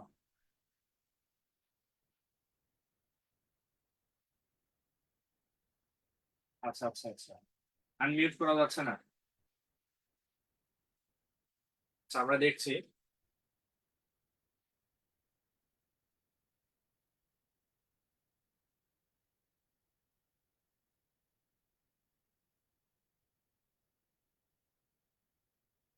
ওকে, আচ্ছা, আমরা আমাদের টিমকে বলছি আনমিউট করার সুযোগ দেওয়ার জন্য। যাই হোক, তাহলে আমরা পরের টপিকে যাচ্ছি। যাওয়ার আগে একটা জিনিস দেখবো, এখানে আলোচনা করা হচ্ছে যে সরল ও যৌগিক মুনাফা নিয়ে। ঠিক আছে, সরল ও যৌগিক মুনাফা নিয়ে। আচ্ছা, সরল ও যৌগিক মুনাফা এটা আমরা খুব ভালো করে জানি, তারপর আমরা একটু দেখবো বেসিক জিনিসটা। আমরা ক্লাসে যদিও বিস্তারিত দেখবো, আজকে আমরা দেখবো একটা জিনিস। সরল মুনাফার ক্ষেত্রে জাস্ট একটা সূত্র আছে, I equal to P and R. ঠিক আছে, অর্থাৎ এখানে আই তে হচ্ছে আমার ইন্টারেস্ট বা সুদের পরিমাণ, পি তে হচ্ছে আমার হচ্ছে প্রিন্সিপাল বা হচ্ছে আমার হচ্ছে মূলধন। ঠিক আছে, এন তে হচ্ছে নাম্বার অফ ইয়ার। ঠিক আছে, এন তে হচ্ছে নাম্বার অফ ইয়ার, বছর বা যে টাইম যেটা আছে ওই জিনিসটা এখানে আসবে। আর তে হচ্ছে আমার রেট অফ ইন্টারেস্ট বা হচ্ছে সুদের হার যেটা আছে। ঠিক আছে, আচ্ছা, রেকর্ড অন করেন আর হচ্ছে সবাইকে একটু ইয়া করার সুযোগ দেন, কমেন্ট করার সুযোগ, মিউট আনমিউট করার সুযোগ দেন না, সবাইকে আনমিউট করে সুযোগ দেন প্রশ্ন করার। আচ্ছা, এখানে আমাদের একটা কমেন্ট এসেছে, সেটা হচ্ছে অফিস টাইমে অফিস টাইমে অফিসের যোগাযোগ নাম্বারে যোগাযোগ করার অনুরোধ। আচ্ছা আচ্ছা, ওকে, আচ্ছা ঠিক আছে। আচ্ছা ঠিক আছে, ওকে, তাইলে আমি এই জিনিসটা দেখলাম। তো এইখানে আমার খুবই সিম্পল জিনিসটা, just I equal two PNR লিখে দিলে এখানে অটোমেটিক্যালি হচ্ছে যে আই ইকুয়াল টু পিএনআর এই একটা ফর্মুলা আমাদের বারবার আসবে। এবং হচ্ছে না, এবং হচ্ছে একটা প্রশ্ন দিয়ে আমরা হচ্ছে উত্তর করতে পারবো, কোনো সমস্যা নেই। ঠিক আছে, ওকে, তাহলে আমরা এইভাবে জাস্ট সরল মুনাফা, এটা খুবই সোজা, আমরা জানি এটা হচ্ছে কি নিয়মে আমরা করতে পারি। আরো কয়েকটা নিয়ম আমরা ক্লাসে দেখবো। এবার যৌগিক মুনাফার ক্ষেত্রে যেটা হয় সেটা হচ্ছে, আমরা ধরেন যে 1,000 টাকার, ধরেন আপনার 10%, 1,000 টাকার 10% আপনার হচ্ছে যে 2 বছর আমরা যদি যৌগিক মুনাফার কথাই বলি, ঠিক আছে, 1,000 টাকার 10% 2 বছরে যৌগিক মুনাফার পরিমাণ কত হবে এটা আমাকে বের করতে হবে। ঠিক আছে, তো এটা আমরা দুই ভাবে বের করতে পারি। আমরা একটা সূত্র দিয়েও বের করবো, সূত্র ছাড়াও বের করবো। ঠিক আছে, তাহলে এইটা হচ্ছে আমার পি এর মান, এটা হচ্ছে আমার রেট অফ ইন্টারেস্ট আর এর মান, এটা হচ্ছে আমার নাম্বার অফ ইয়ার বা এন এর মান। ঠিক আছে, তো এই ক্ষেত্রে আমার সূত্রটা হচ্ছে এ ইকুয়াল টু, অথবা সি দিয়েও লেখা অনেকে, পি ইন্টু 1 + r⁴ হচ্ছে এন। এখানে আর মানে হচ্ছে r/100, অথবা হচ্ছে 5%, অর্থাৎ 5/100। ঠিক আছে, এইভাবে করে আমরা লিখতে পারি। ওকে, আচ্ছা তাহলে আমরা একটা কাজ করি এখানে, যে এই এই অঙ্কের ক্ষেত্রে কি হবে। এখানে আমার হচ্ছে পি এর মান হচ্ছে আমার 1,000, এখানে ওয়ান মানে হচ্ছে গিয়া সূত্রের 1, প্লাস আর মানে হচ্ছে আমার 10%, 10% মানে হচ্ছে আমার 10/100। ঠিক আছে, আর নাম্বার অফ ইয়ার মানে হচ্ছে এটা 2 বছর, এটা এখানে হচ্ছে দুইটা গুণ হয়ে যাবে। ঠিক আছে, আচ্ছা এইখানে আমরা একটু কাটাকাটির সুযোগ পেতে পারি। এই 1 শূন্য 1 শূন্য কাটা দেয়, তাহলে হচ্ছে এখানে থাকতেছে হচ্ছে আমার 1,000, এখানে থাকতেছে আমার হচ্ছে 10, 10 × 10 আর হচ্ছে 1, উপরে হচ্ছে 2। ঠিক আছে, আমরা একটু জায়গা নিচ্ছি। তাহলে এইখানে থাকতেছে হচ্ছে আমার 1,000, এখানে আমার হচ্ছে সূত্র চলে আসলো, আর এখানে হচ্ছে আমার উপরে থাকতেছে 11/10। এই 11, ওকে, 11/10 যেহেতু স্কোয়ার আছে, ধরেন আমরা এক্স স্কোয়ার মানে কত, এক্স ইন্টু এক্স, তাহলে 11/10 স্কোয়ার মানে হচ্ছে কত, 11 ইন্টু, আচ্ছা তাহলে আমরা কি 11 × 11, এটা আমরা দুইবার করেও লিখতে পারি। ঠিক আছে, বা গুণ অবস্থায় সরাসরি লিখে দিতে পারি। 11/10 গুণন কত, আমার 11/10, এটা আমরা দুইবার করে নিতে পারি, তাহলে আমাদের ক্যালকুলেশন করতে ইজি হবে। তাহলে এখানে একটা ডিম ভাঙলাম, এখানে একটা ডিম ভাঙলাম, এখানে একটা ভাঙলাম, এখানে একটা ভাঙলাম, তাহলে 11 11 কত হবে, 11 11 হচ্ছে 121। আর এই শূন্য যদি গুণ করে দিই, 121 আর হচ্ছে এই শূন্য। ঠিক আছে, তাহলে আমার শুরুতে কত ছিল, 1,000 টাকা, তাহলে আমি শুধু আসল পাইলাম কত, 1,210 টাকা। ঠিক আছে, তাহলে আমরা যৌগিক মুনাফার সূত্রের মাধ্যমে আমরা কিন্তু এই ইকুয়াল টু কি পাবো, এই ইকুয়াল টু কিন্তু সুদ আসল পাবো। শুধু সুদ পাবো না, শুধু আসল পাবো না, সুদ আসল পাবো। এটা থেকে আসল বাদ দিলে আমরা কি, যদি আমি আসলটা বাদ দিয়ে দিই, যেমন 1,000 টাকা ছিল, আমি শুরুতে সুদ পেয়েছি কত, এই 210 টাকা। ঠিক আছে, তাহলে নর্মালি মুনাফার আর যদি 10% হতো, আমি পেতাম হচ্ছে 200 টাকা সুদ পেতাম। এখন যেহেতু যৌগিক মুনাফা, সেহেতু আমি 10 টাকা সুদ বেশি পাবো। ঠিক আছে, কিভাবে বেশি পাবো আমরা একটু দেখি। এটা যদি আমরা ম্যানুয়ালি করি, বললাম বছরের শুরুতে আমার টাকা ছিল 1,000 টাকা, এটার উপর বছর শেষে আমি সুদ পেয়েছি কত টাকা, 10% সুদ, অর্থাৎ 100 টাকা আমি সুদ পেয়েছি। পরবর্তী বছর আমি নর্মালি এই 1,000 টাকার উপর আমি এইভাবে 100 টাকা সুদ পাওয়ার কথা ছিল, কিন্তু এই যে 100 টাকা আছে, ঠিক আছে, এই 100 টাকা আমার পরবর্তী বছরে এটা আমার আসলের সাথে কি হয়ে যাবে, যোগ হয়ে যাবে। অর্থাৎ প্রথম বছর আমার সুদ ছিল কত, মানে আসল কত ছিল 1,000 টাকা, কিন্তু দ্বিতীয় বছর শেষে এটা আমি প্রথম বছর, এটা আমি দ্বিতীয় বছরের কথা তুলনা করতেছি। অর্থাৎ যৌগিক মুনাফা মানেই এই যে আমরা যে সুদটা কাউন্ট করবো, এই সুদটা পরবর্তী বছর এটা কি হয়ে যাবে, আসলের সাথে যুক্ত হয়ে থাকবে।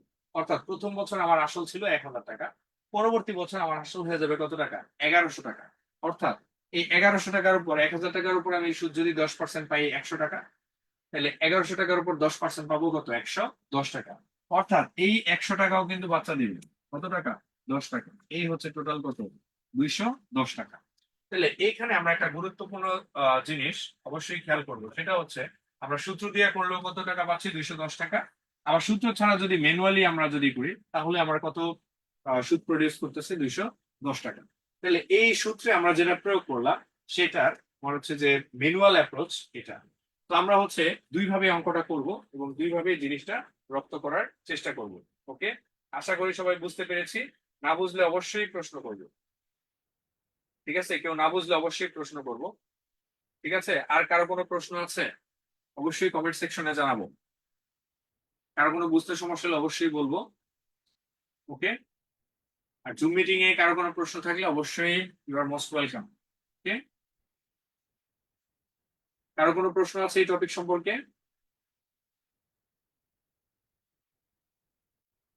আচ্ছা, আমরা আজকে সরল ও যৌগিক মুনাফার বেসিক কনসেপশনটা শিখলাম, এবং আমরা হচ্ছে লেকচার 1 যখন আমরা বিস্তারিত ক্লাস করব, তখন আমরা আরো সুন্দর করে এই জিনিসগুলা জানার চেষ্টা করব। ওকে, আচ্ছা তাহলে আমরা এবার হচ্ছে আমরা অঙ্ক করার ক্ষেত্রে আমাদের গতি বাড়ছে না কেন? কারণ হচ্ছে আমরা গণিতে আমাদের বেশ কিছু কুসংস্কার বা ভুল ধারণা আছে। তো আজকে আমরা আপনার ক্যারিয়ারের ওয়ান অফ দ্য বেস্ট আমি এটা হচ্ছে বলতে পারি যে আপনার লাইফের ওয়ান অফ দ্য বেস্ট কিছু স্ট্র্যাটেজি আজকে আমরা রপ্ত করতে যাচ্ছি। ঠিক আছে? এই জিনিসগুলো হয়তো আপনি আগে দেখেছেন বা দেখলেও ভালোভাবে গুরুত্ব দেননি বা এটার হচ্ছে ভালো করে ধরতে পারেননি। তো সেই ক্ষেত্রে আমরা আজকে গণিতের সবচেয়ে সবচেয়ে গুরুত্বপূর্ণ 7টা কৌশল আজকে আমরা রপ্ত করব, যে 7টা আপনার গণিতের গতিশীলতা অনেক বাড়িয়ে দিবে এবং আমরা হচ্ছে ম্যাথে খুব দ্রুত আমরা আমাদের সিলেবাস বা কোর্স কমপ্লিট করতে পারবো এবং আমাদের ম্যাথের গতি অনেক বেড়ে যাবে। ঠিক আছে? প্রথম টেকনিক সেটা হচ্ছে ওটি বা হচ্ছে অপশন টেস্ট। সবচেয়ে সবচেয়ে সবচেয়ে গুরুত্বপূর্ণ টেকনিক সেটা হচ্ছে গণিতের ক্ষেত্রে এটা আমরা হচ্ছে ইংলিশের ক্ষেত্রেও এই টেকনিকটা কাজে লাগবে এবং হচ্ছে এমসিকিউ পরীক্ষার ক্ষেত্রে অনেক বেশি কাজে লাগবে। ঠিক আছে? তো এমসিকিউ করার ক্ষেত্রে আপনি হচ্ছে যে না দেখে উত্তর করা বা হচ্ছে যে আপনি পুরো অঙ্কটা করার সময় পাচ্ছেন না, শুধু অপশন টেস্ট করে উত্তরটা পেরে যাচ্ছে, অথবা আপনি অঙ্কর সূত্রটা আপনার জানা নেই, তো সেই ক্ষেত্রে আপনার অঙ্কের যে মানগুলো আছে এগুলো যদি আপনি এখানে প্লাগ ইন করেন তাহলে হচ্ছে আপনি এটা করতে পারবেন। ঠিক আছে? তো আমরা এখানে একটা অডিটর 22-এর ব্যাচের এই এই পরীক্ষাটা আমি দিয়েছিলাম এবং এই চাকরিতে আমি জয়েন করেছিলাম। তো সেই ক্ষেত্রে আমরা এই প্রশ্নটা দেখবো যে আমরা এই প্রশ্নটা আমরা হচ্ছে পুরোপুরি না করে শুধুমাত্র অপশন টেস্ট করেও কিভাবে আমরা উত্তরটা বের করতে পারি এই জিনিসটা দেখবো। এটা আমরা প্রায় পরীক্ষার হলে করে থাকি। হয়তো অনেকে পরীক্ষা হলে তাড়াহুড়োর কারণে এই পদ্ধতি অ্যাপ্লাই করতে মনে থাকে না বা হচ্ছে ওভারলুক করে যাই, তো এটা আমরা পারি, তারপর আমরা একটু স্ট্রংলি এটা ট্রাই করি। ওকে? সেটা হচ্ছে একজন ব্যাটসম্যান 21টি বাউন্ডারি অর্থাৎ 21টা চার মারছে এবং হচ্ছে যে ওভার বাউন্ডারির মাধ্যমে টোটাল 21টা চার এবং 6 মারছে এবং তার মধ্যে হচ্ছে টোটাল রান করছে কত? টোটাল রান করছে হচ্ছে আমার 96 এবং টোটাল এবং 4 এবং 6 মেরেছে 21টা। তাইলে তার চার মারছে কয়টা এটা আমাকে বের করতে হবে। ঠিক আছে? তো আমরা 15, 16, 18 এরকম অনেকগুলো আছে। তো আমরা হচ্ছে ধরে নিলাম হচ্ছে 15টা চার মারছে। ঠিক আছে? আমি একটা চার মারছি, একটা চার হয়েছে কিন্তু দেয়নি। ঠিক আছে? আচ্ছা, তাইলে আমার এখানে টোটাল আমার কয়টা ছিল? টোটাল ছিল 21টা। ওকে? টোটাল আমার 4 এবং 6 ছিল 21টা। তাহলে আমরা এখানে অপশনে যদি ধরি যে আমার 15টা আছে, আমি একটা অপশন টেস্ট করে দিচ্ছি, 15টা যদি চার মারে, যে বাউন্ডারি সংখ্যা হতো 15, তাহলে 15টা যদি চার মারে তাহলে আমার 6 আছে কয়টা? 15 আর হচ্ছে 6 কয়টা হলো? 15 হচ্ছে 21। ঠিক আছে? দেওয়া আছে টোটাল 6 এবং 4 কয়টা আছে? 21টা। 21টার মধ্যে আমার হচ্ছে 4 কয়টা মারছে? 4 হচ্ছে আমার হচ্ছে 15টা। আর 6 মারছে কয়টা? 6 মারছে মনে করেন আপনার তাহলে 6টা, বাকি থেকে 6টা। ঠিক আছে? তাহলে আমি দেখি, তাহলে আমার টার্গেট হচ্ছে আমার এখানে টোটাল 96 রান হইতে হবে। তাহলে 15 ইন্টু 4, 4 15 কত? 60। আর এখানে 6 6 কত হবে? 6টা 6 মারছে, 6 6 36। তাহলে টোটাল যদি যোগ করি, এখানে 6, এখানে হচ্ছে 6 3 9, তাহলে টোটাল মার্কস হলো 96। তাহলে টোটাল রান কত? 96 রান। তাহলে এটা অপশনের সাথে মিলে যাচ্ছে, অর্থাৎ এটাই উত্তর হয়ে গেছে। আমরা যদি এখানে 16 বসাই তাহলেও মিলবে না, 17 বসাই তাহলেও মিলবে না, 18 বসাই তাহলেও মিলবে না। ঠিক আছে? আমরা যদি শুরুতে 15 বা একটা মাঝে মাঝে মান নেই তাহলে সেটাই কিন্তু উত্তর হয়ে যাচ্ছে। তাহলে আমরা এইভাবে অপশন টেস্ট করে, ঠিক আছে, শুধুমাত্র অপশন টেস্ট করে আমরা উত্তরটা বের করতে পারি। আমরা এত টাইম নষ্ট করতে পারবো না, অনেক টাইম সেভ হবে আমাদের, আমাদের ম্যাথের গতিটা অনেক বেড়ে যাবে। ঠিক আছে? বুঝতে পারছি? আর কারো প্রশ্ন? আর কারো কোনো প্রশ্ন আছে অপশন টেস্ট নিয়ে? Any question? একটু কমেন্টে জানাবো। ঠিক আছে? আর জুম মিটিং এ কারো কোনো প্রশ্ন আছে? কারো কোনো প্রশ্ন? আচ্ছা, এটা আমরা সুন্দর করে খাতায় তুলবো, যতগুলো অঙ্ক করবো সবগুলা খাতায় তুলবো। ঠিক আছে? আর সময় থাকলে আমরা প্রত্যেকটা অঙ্ক 2বার করে খাতায় তুলবো এবং হচ্ছে না বুঝলে স্ক্রিনশট নিয়ে নিব। ঠিক আছে? আচ্ছা। আচ্ছা, পরে আমরা হচ্ছে অপশন টেস্ট যেহেতু একটা গুরুত্বপূর্ণ টেকনিক, এটা আমরা আরেকটা প্রশ্ন সলভ করবো। ঠিক আছে? হচ্ছে 44তম বিসিএস প্রিলি। ঠিক আছে? এটাও আমি পরীক্ষা দিয়েছিলাম, আমার পরীক্ষার সময় এই জিনিসগুলো এসেছিল। তো এই জিনিসগুলো আমরা একটু চেষ্টা করবো যেটা শুধুমাত্র অপশন টেস্ট করে উত্তরটা দেওয়া যায় কিনা আমরা চেষ্টা করবো। ঠিক আছে, আচ্ছা তাহলে এখানে দেখি যে সবসময় আমরা দেখবো যে এখানে গ্যাপটা কত হইতে পারে। তো এখানে আমরা হচ্ছে যে আহ, আমরা একটা মাঝামাঝি মান নিতে পারি। যেমন এখানে আমরা দেখি যে সমান্তর ধারা, তাহলে সমান্তর ধারা মানে হচ্ছে গিয়ে কি গ্যাপ গুলা সবসময় কি হবে, সমান হবে।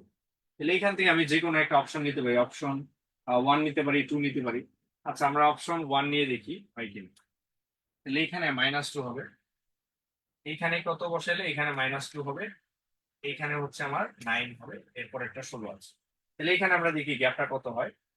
এবং সংখ্যা রেখার ক্ষেত্রে আমরা এরকম যদি সংখ্যা রেখা আঁকি তাহলে আমরা এটা দেখব যে 0 1 2 3 4 1 2 3 এরকম 1 2 3 4 5 -1 -2 -3 -4 -5। তাহলে দেখেন 5 এবং -2 এই দুটোর মধ্যে গ্যাপ আছে কত, 5 এবং -2 এর মধ্যে গ্যাপ আছে হচ্ছে 1 2 1 2 3, মধ্যে গ্যাপ আছে 3। আবার আমি যদি বলি -2 থেকে এই -2 থেকে -9 পর্যন্ত, এখানে হচ্ছে 9 10 11 12, অর্থাৎ এখানে থেকে এখানে আমার কত গ্যাপ হয়ে গেল, এখান থেকে এখানে প্রায় কত 12 গ্যাপ হয়ে গেছে। ঠিক আছে, 9 10 11, এখান থেকে প্রায় 11 গ্যাপ হয়ে গেছে। আর এখানে গ্যাপ হয়েছে আমার কত 3। তার মানে এখানে এই প্যাটার্নটা ফলো করতেছে না, এইটুকের মধ্যে গ্যাপ হচ্ছে আমার হচ্ছে এখানে কত গ্যাপ হচ্ছে 3, আর এখানে গ্যাপ হয়ে যাচ্ছে কত আমার হচ্ছে এইটা থেকে -2 থেকে -9 পর্যন্ত গ্যাপ হয়ে যাচ্ছে 11। আমার 9 থেকে 16 পর্যন্ত এখানে গ্যাপ হচ্ছে কত আমার হচ্ছে এখানে গ্যাপ হচ্ছে আবার 7। তাহলে এই জিনিসটা হচ্ছে আমার মানটা মিলতেছে না। ঠিক আছে, ওকে আমি একটু চেষ্টা করছি আপনাকে কো-হোস্ট করা যায় কিনা।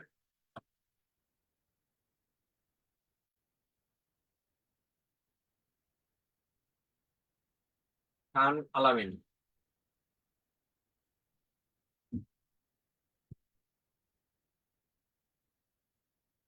খান আলামিনকে আমরা কো-হোস্ট করার চেষ্টা করছি।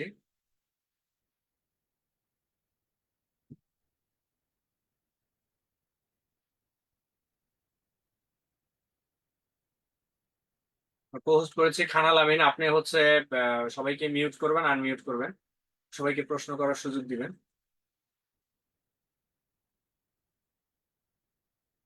জি, ওকে, ঠিক আছে। ওকে সবাইকে একবার করে আনমিউট করেন, মিউট করেন, যাতে এটা ঠিক হয়ে যায় আর কি। তো এই হচ্ছে বিষয়। তো এখন আমরা একটা কাজ করব, একটু দেখি।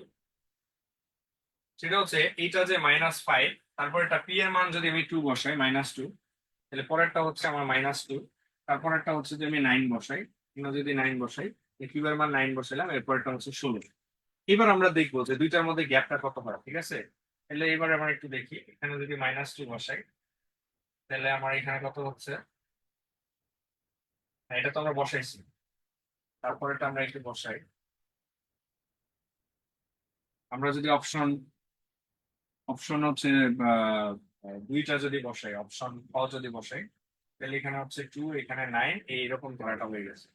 তাহলে ধারাটা যদি এরকম হয় তাহলে এই দুইটার মধ্যে গ্যাপ কত 7, এই দুইটার মধ্যে গ্যাপ কত 7, এই দুইটার মধ্যে গ্যাপ কত 7, অর্থাৎ প্রত্যেক ক্ষেত্রে আমার গ্যাপ কত হচ্ছে 7 7 7 7, এরকম করে গ্যাপটা যাচ্ছে, অর্থাৎ এটা একটা কি সমতল ধারা, এটা কি অপশনটা সুইট করছে। তাহলে আমরা এই 44তম বিসিএস প্রিলির যে এই অংশটা আছে, ঠিক আছে, এটা ম্যাথ এবং মেন্টাল এবিলিটির জন্য সমানভাবে গুরুত্বপূর্ণ। এই 44তম বিসিএস প্রিলির যে প্রশ্নটা আছে, এই প্রশ্নটা কিন্তু আমরা দেখলাম যে আমরা ধরেন আপনি সমতল ধারার সূত্র জানেন না, কি আছে জানেন না, অঙ্কটা কিন্তু সূত্র দিয়ে করতে গেলে অনেক কঠিন হবে। ঠিক আছে, অনেক বড় হবে। তো এই জিনিসটা আমরা শুধুমাত্র অপশন টেস্ট করে আমরা খুব সহজেই উত্তরটা বের করে ফেলতে পারবো। এখানে যে অপশন গুলো আছে, একটা দুটো অপশন আমি এখানে বসাবো। পি এর মানে এখানে একবার হচ্ছে -2 বসাবো, আরেকবার হচ্ছে 2 বসাবো। কিউ এর মানে এখানে 9 দেওয়া আছে, আবার -9 দেওয়া আছে। এক এক সময় এক একটা বসাবো, বসানোর পরে আমরা প্রথম একটা দুটো অপশন যদি আমি যাচাই করি বা মানটা পি এবং কি এর জায়গায় বসায় ফেলি, তাহলে আমরা দেখবো খুব ইজিলি আমরা প্রশ্ন উত্তরটা করতে পারছি।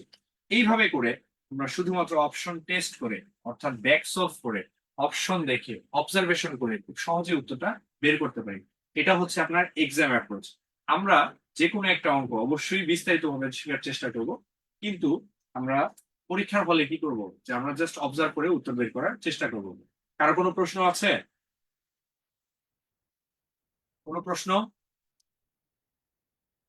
কোনো প্রশ্ন? ওকে, তাহলে কি পরের প্রশ্নে যাব?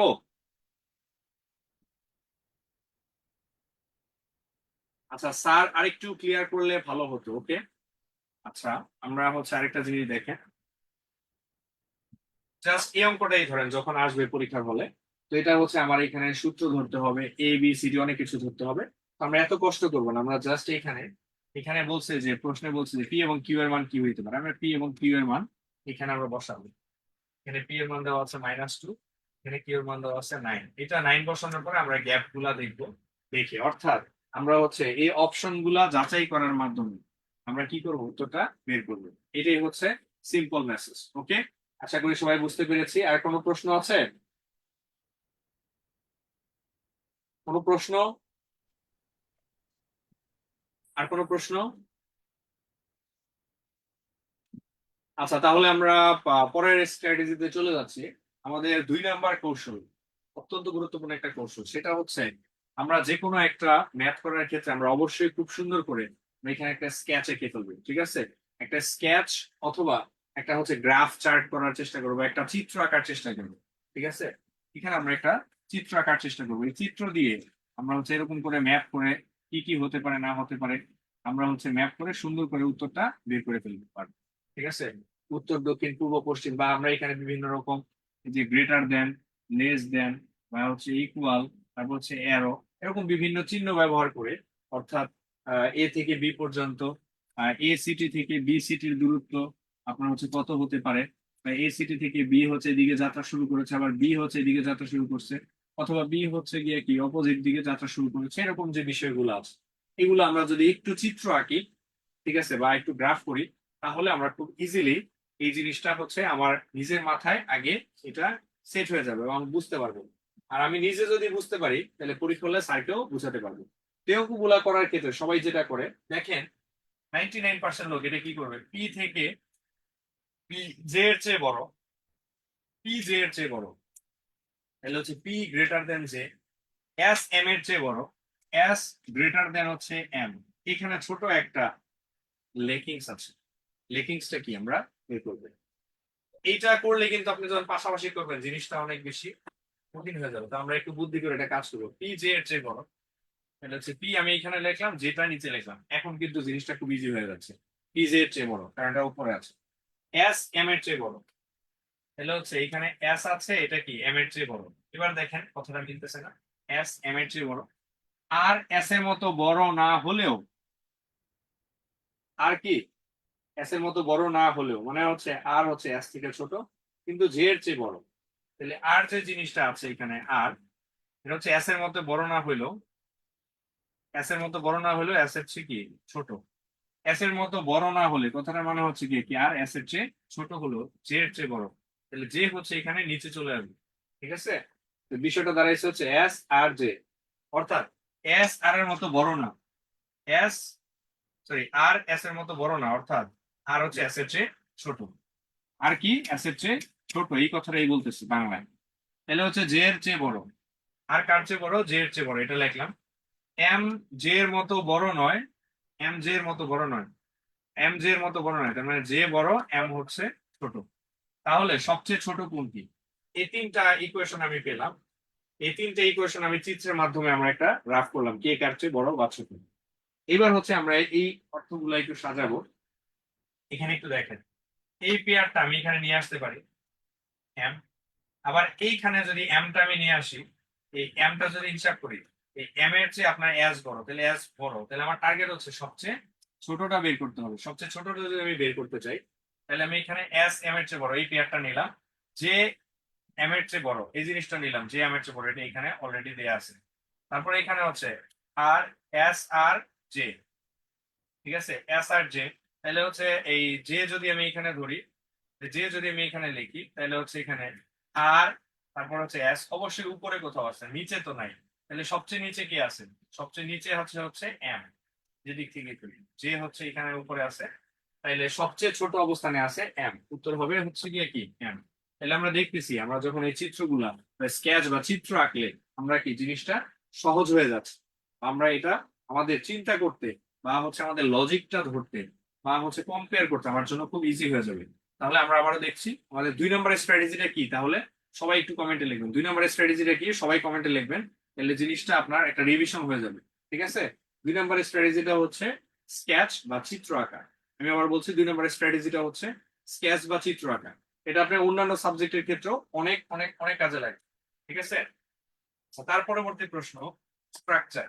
ঠিক আছে, স্ট্রাকচার হচ্ছে ম্যাথ অনেক জটিল একটা বিষয়, যদি না আপনি এটা পার্ট পার্ট করে আলাদা করে, কারণ এটা একটা হচ্ছে ইয়ে কি যে প্রবলেম সলভিং এর মতো, তাহলে আপনি এখানে বেশ কিছু প্রবলেম করে দিবে, প্রবলেমটা সলভ করে হচ্ছে আপনার কাজ, অর্থাৎ এই চ্যালেঞ্জ নিয়ে আপনার কাজ আছে।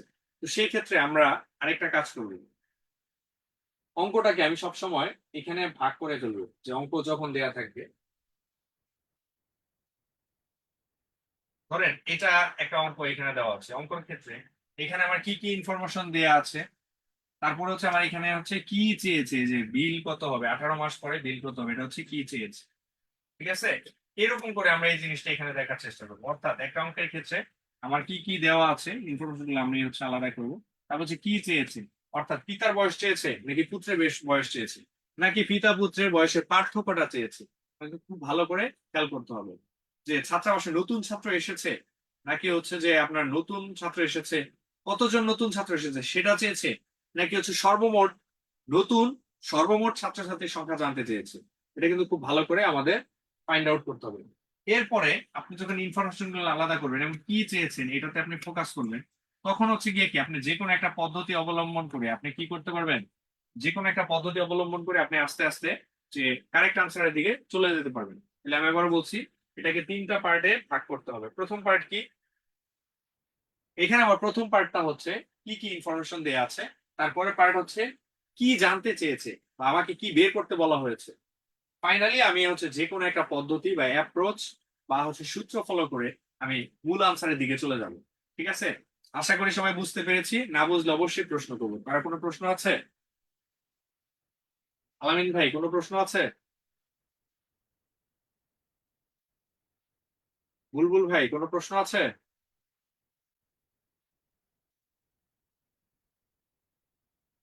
ওকে, আর আমরা দেখি ফেসবুকে কমেন্ট সেকশনের কি অবস্থা। আচ্ছা, সুভাষ কুমার রিপ্লাই দিয়েছেন, আর কে কে আছেন একটু জানাবেন। ওকে,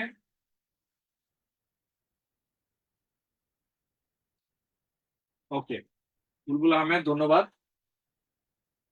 আচ্ছা, এইবার আমরা একটা জিনিস দেখবো যে এখানে একটা অঙ্ক দেওয়া আছে, এটা 42তম বিসিএস এর একটা প্রশ্ন, তো একটু গুরুত্বপূর্ণ একটা প্রশ্ন। এখানে একটা অঙ্ক দেওয়া আছে, আপনার মোবাইল ফোনের হচ্ছে মাসিক বিল এসেছে হচ্ছে 420 টাকা, যদি 1 বছর পরে 10% বৃদ্ধি পায় এবং হচ্ছে 6 মাস পরে হচ্ছে 20% বৃদ্ধি পায়, তাহলে 18 মাস পরে আপনার বিল কত হবে, এরকম একটা জিনিস। তো এটা যদি আমরা অঙ্ক মনে করি এইভাবে হচ্ছে বং বং করে পড়তে থাকি, তাহলে জিনিসটা অনেক বেশি জটিল হয়ে যাবে। জাস্ট এই জিনিসটা আমরা একটু বাস্তবের সাথে রিলেট করবো, একটু বাস্তবের সাথে রিলেট করবো এই জিনিসটা। জাস্ট এই অঙ্কটাই, এই 42তম বিসিএস এর প্রশ্ন, আপনি যদি এটা ম্যাথ মনে করেন তাহলে আপনার জন্য এটা অনেক কঠিন হয়ে যাবে। আমরা এটা কাজ করব, এটাকে আমরা ম্যাথ মনে করব না, এটাকে আমি বাস্তবের সাথে রিলেট করব। ঠিক আছে, এটা কি করব, এটা আমরা বাস্তবের সাথে রিলেট করব,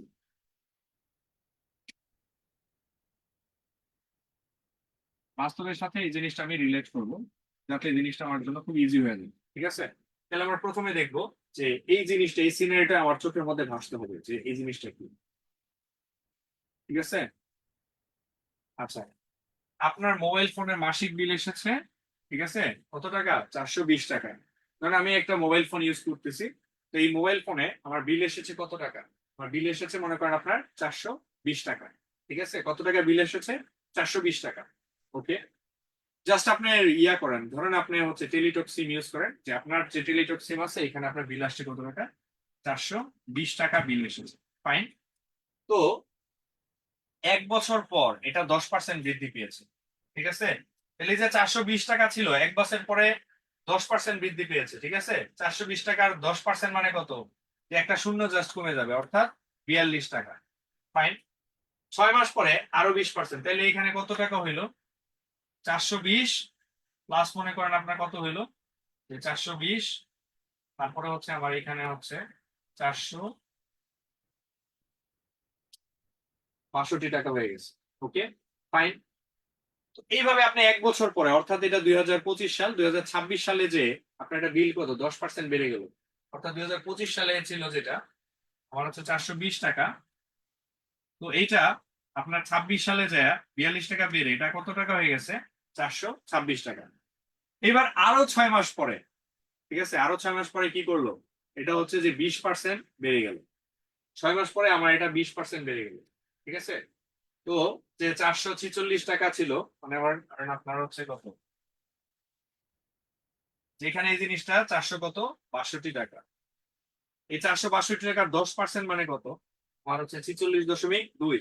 তাহলে এটা যদি আমি ইয়া করি, যে 20% করি, 20% মানে এটা ডাবল, অর্থাৎ 46.2, এটা ডাবল কত হবে, এটা হচ্ছে 4, মানে 20% মানে এটা 2 গুণ বেশি। তাহলে 2 গুণ বেশি হলে এটা হবে হচ্ছে 4, আর এটা হচ্ছে 46 দুগুণে কত হবে, 6 দুগুণে 12, 2 হলো 1, 4 দুগুণে 8 আর 1 9, হচ্ছে 92 দশমিক কত 4 টাকা যুক্ত হবে। তাহলে এটা আমি 92.4 টাকা যুক্ত করি, তাহলে আমরা এখানে দেখি 0.4 আছে কোথায়, এখানে 0.4 আছে, এটাই উত্তর হয়ে যাবে। ঠিক আছে, প্রথম স্ট্র্যাটেজি এটা 0.4, মানে ইউনিট ডিজিটটা মিলে গেছে, তার মানে অপশন খ হচ্ছে উত্তর হবে। ঠিক আছে, একটা টেকনিক শিখলাম। আরেকটা টেকনিক হচ্ছে ওভারঅল আমি জিনিসটা যদি যোগ করে দেখি, এখানে হচ্ছে 0.4, এখানে 2 2 হচ্ছে 4, তারপর হচ্ছে 9 আর 6 হচ্ছে গিয়া কি 15 5 হাতের হলো 1, অর্থাৎ হচ্ছে 554.4, জিনিসটা মিলে গেল। তাহলে এই অঙ্কের মাধ্যমে আমরা কি শিখলাম, যে অঙ্কটা যদি আমি জাস্ট ক্যাজুয়ালি করি বা হচ্ছে সূত্র সূত্র মনে করি, তাহলে এর আমার জন্য একটা প্রেশার বা একটা বার্ডেন হয়ে যাবে। আমি এটা কি করবো, এটা একদম বাস্তবের সাথে রিলেট করব, যে এই যে এখানে আপনার মোবাইল ফোনের কথা বলছে, এই সিনারিওটা আমি পুরোপুরি ইমাজিন করবো সিম্পলি। খুবই খুবই খুবই গুরুত্বপূর্ণ টেকনিক, তাহলে আমাদের অঙ্ক বুঝতে বা পারসিভ করতে ওর জন্য অনেক ইজি হয়ে যাবে। এখানে হচ্ছে মোবাইলে মাসিক বিল কথা বলা হয়েছে, যে হ্যাঁ আমার এই বছরে আমার টেলিটক সিমে, আমার গ্রামীণ সিমে আমার বিল হয়েছে কত টাকা, 420 টাকা।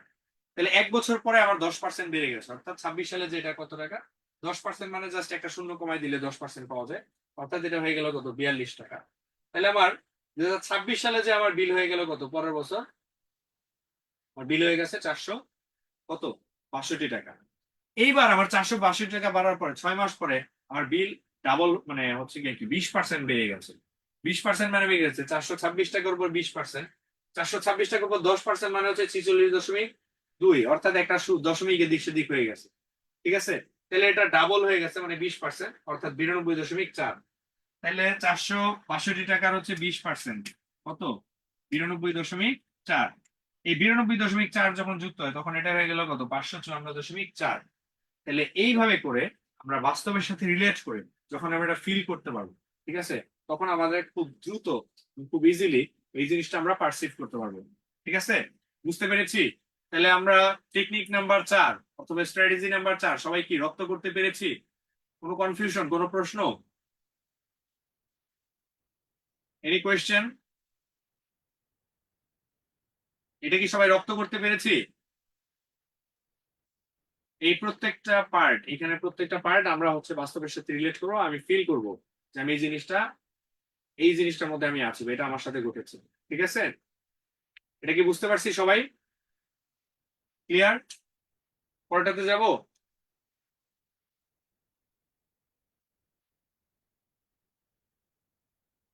ওকে, এবার আমরা একটা গুরুত্বপূর্ণ টেকনিক শিখবো, স্ট্র্যাটেজি নাম্বার 5, সেটা হচ্ছে 1 and 5 minute formula. 1 and 5 minute ফর্মুলাটা হচ্ছে এমন একটা জিনিস, সেটা হচ্ছে আমরা যে কোনো এমসিকিউ করার ক্ষেত্রে আমার টার্গেট থাকবে এটা 1 মিনিটের মধ্যে করার জন্য। হ্যাঁ, একটু বেশি লাগতে পারে, একটু কম লাগতে পারে, এটা আমি মেনে নিবো। যখন দেখবো আমরা 1 মিনিটে বেশি সময় লাগবে বা 1 মিনিট ধরে আমি চেষ্টা করার পরে আমার হচ্ছে না, তখন আমি এটা স্কিপ করে 1 2 3 4, আমি 1 করে ফেলছি, 2 করে ফেলছি, 3 করে ফেলছি, 3-এ আমার একটু সমস্যা হয়েছে, দেখি এটা 1 মিনিটে বেশি সময় লেগে গেছে বা আমি বুঝতেছি এটা দ্রুত হবে না, 1 দেড় মিনিটের মধ্যে হবে না, তখন আমি সুইচ করে কি এটা রেখে আমি পরের অঙ্কে চলে যাবো। এটা হচ্ছে আমার স্মার্ট কাজ। ঠিক আছে, যে কি হবে, যে আমি 3 নাম্বার ছেড়ে আমি 4 নাম্বারে চলে যাব, তাহলে আমরা কি করতে পারবো, এটা খুব ইজিলি আমরা হচ্ছে যে টাইম সেভ করতে পারবো। অর্থাৎ 1 মিনিটের বেশি যদি আমি দেখি যে এটা হচ্ছে ঘাটাঘাটি করি বা গবেষণা করি, তখন আমার কি হয়ে যাবে, যে আমি হচ্ছে ইংলিশ বা অন্যান্য টপিক যেগুলো আছে সেগুলোতে আমি হচ্ছে গিয়ে কি টাইম ম্যানেজমেন্ট করতে পারবো না, আমার সমস্যা হয়ে যাবে, পরীক্ষাটা নষ্ট হয়ে যাবে। এই জন্য আমরা কি করব, এটা অবশ্যই আমার যে টার্গেটেড টাইম আছে সেটার মধ্যে আমরা এটা করার চেষ্টা করবো, ঠিক আছে? আচ্ছা, যখন আমরা রিটেনের অঙ্ক করব, যদি আজকে রিটেনের ক্লাস না, তখন আমরা হচ্ছে চেষ্টা করব যে আমরা 4-5 মিনিট এটা বেশি গবেষণা করবো না। এর মধ্যে যদি দেখি যে 5-6 মিনিটের মধ্যে হবে, 5-7 মিনিটের মধ্যে হবে, তখন আমরা এটা করে ফেলবো। আর এর চেয়ে বেশি যদি সময় আমরা গবেষণা করি, তখন হচ্ছে আমার ওয়েস্টেজ অফ টাইম, তখন আমরা হচ্ছে টাইম ম্যানেজমেন্টের সংকটে পড়ে যাব, আমার পরীক্ষাটা খারাপ হবে। তো সেই ক্ষেত্রে আমরা খুব বেশি সচেতন থাকবো, এটা অত্যন্ত গুরুত্বপূর্ণ একটা বিষয়, ঠিক আছে? প্রিলির অঙ্কগুলো আমরা 1 মিনিটের বেশি গবেষণা করব না, গবেষণা করার পরে যদি দেখি এটা আমার পারা সম্ভব না, তখন আমরা স্কিপ করে পরেরটাতে চলে যাব, ঠিক আছে? এটা খুবই খুবই খুবই খুবই গুরুত্বপূর্ণ টেকনিক। এবং আমাদের যে এই পেজ আছে, আমাদের আহ, প্রতিষ্ঠানের যে পেজ আছে, পেজের মধ্যে কিন্তু আপনার এরকম একটা ভিডিও আছে যে গণিতের 3টা কৌশল নিয়ে একটা আছে, ঠিক আছে? ওই 3টা কৌশলের মধ্যে কথা আছে যে আমরা টাইম ম্যানেজমেন্টের কারণে পরীক্ষা হলে কিন্তু খারাপ হয়ে যায় পরীক্ষা, ঠিক আছে? পরীক্ষার মুডও নষ্ট হয়ে যাবে। আশা করি সবাই 5 নাম্বারের কৌশলটা সবাই রপ্ত করতে পেরেছি। এটা না বুঝলে অবশ্যই প্রশ্ন করবো। কোনো প্রশ্ন আছে? কোনো প্রশ্ন? আর কোনো প্রশ্ন আছে? খান আলামিন ভাই আছেন? আছেন না গেছেন?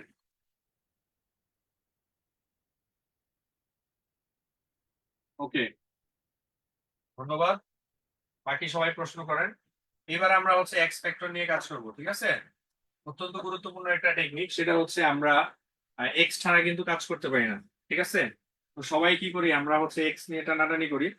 তো এটা ছাড়া আমরা কিন্তু অঙ্কটা করতে পারবো না। এখন ইংরেজিতে একটা প্রবাদ আছে, ঠিক আছে, গুড প্ল্যানিং মানে হচ্ছে হাফ ডান কোনো কিছুর ক্ষেত্রে। তো অঙ্কের ক্ষেত্রে আপনার হচ্ছে এক্স যদি ভালো করে ধরতে পারেন, তার মানে আপনার হাফ অঙ্কটা করা হয়ে গেছে, ঠিক আছে? বুঝিয়া ধরিও এক্স, ধরিয়া বুঝিও না, ঠিক আছে? ওকে, খানা লাইন ভাই সবাইকে একটু হেল্প করেন, সবাইকে হেল্প করেন আনমিউট করার ক্ষেত্রে।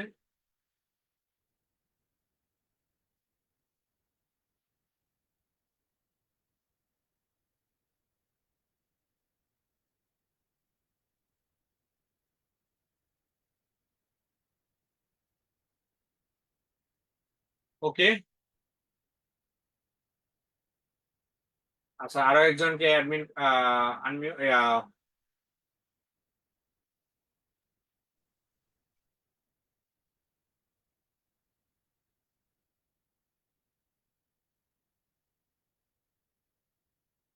আচ্ছা, আমরা তাহলে পরের টেকনিকে চলে যাচ্ছি, সেটা হচ্ছে এক্স ধরার ক্ষেত্রে আমরা হচ্ছে বুঝে শুনে ধরবো, ঠিক আছে? কোনো কিছুর ক্ষেত্রে এক্স ধরার ক্ষেত্রে আমরা হচ্ছে একটা কাজ করবো, ঠিক আছে?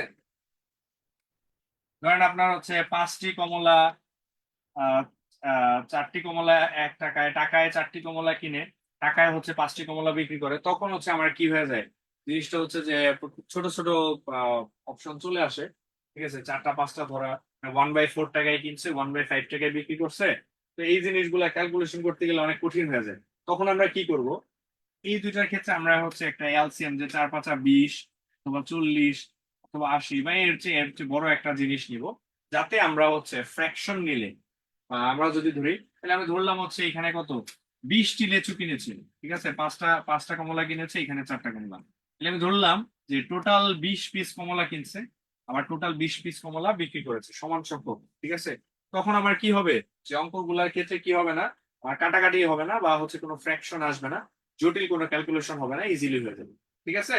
তাহলে আমরা হচ্ছে 4 টাকা করে, যে টাকায় 4টি কমলা কিনছে, টাকায় 5টি কমলা বিক্রি করছে, তাহলে টোটাল হচ্ছে গিয়ে কি, আমি আনুমানিক 20টা কমলার হচ্ছে আমি কস্ট ধরবো, এবং 20টা কমলার হচ্ছে আমি হচ্ছে গিয়ে কি সেলিং প্রাইস ধরবো। তখন হচ্ছে আমার জিনিসগুলো খুব ইজি হয়ে যাবে। আশা করি সবাই বুঝতে পেরেছি। ওকে, পরের টেকনিক হচ্ছে লাভ ক্ষতি করার ক্ষেত্রে আমরা হচ্ছে যে ক্রয় মূল্যকে আমরা 100 ধরার চেষ্টা করবো ইন জেনারেল। আরেকটা বিষয় হচ্ছে, এখানে আমরা যখন রিটেন অঙ্ক করবো, তখন আমরা হচ্ছে 100x ধরবো, ঠিক আছে? বা 120x এরকম করে আমরা ধরার চেষ্টা করবো, তাহলে আমাদের রিটেনের ব্যাখ্যা করতে আমাদের জন্য খুব ইজি হবে। পরের টেকনিকটা হচ্ছে পিকিউ। পিকিউ মানে হচ্ছে আমার হচ্ছে প্রাইস গুণন হচ্ছে কোয়ান্টিটি ইকুয়াল টু এক্সপেন্ডিচার, খরচ, ঠিক আছে?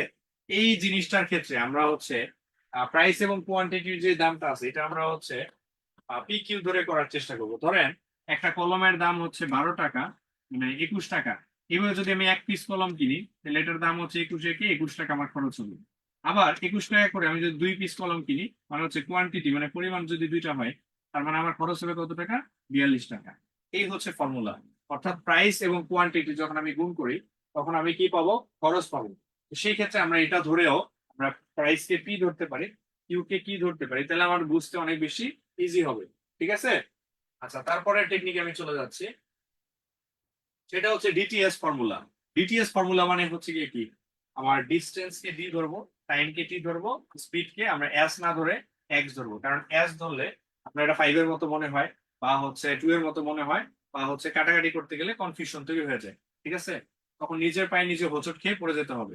এই জন্য আমরা হচ্ছে ডিস্টেন্স কে টি ধরবো, তাহলে আমি বুঝতে পারবো যে এটা ডিস্টেন্স। টাইম কে টি ধরবো এবং আমরা স্পিড কে এক্স ধরার চেষ্টা করবো। তাহলে আমরা বুঝতে পারবো যে পরীক্ষা হলে এক্স ওয়াই জেড ধরলে আমার সমস্যা হবে যে কোনটা কি ধরছে আমি নিজেই ভুলে গেছি। ঠিক আছে? এই ধরনের কনফিউশন গুলা হবে না। ঠিক আছে?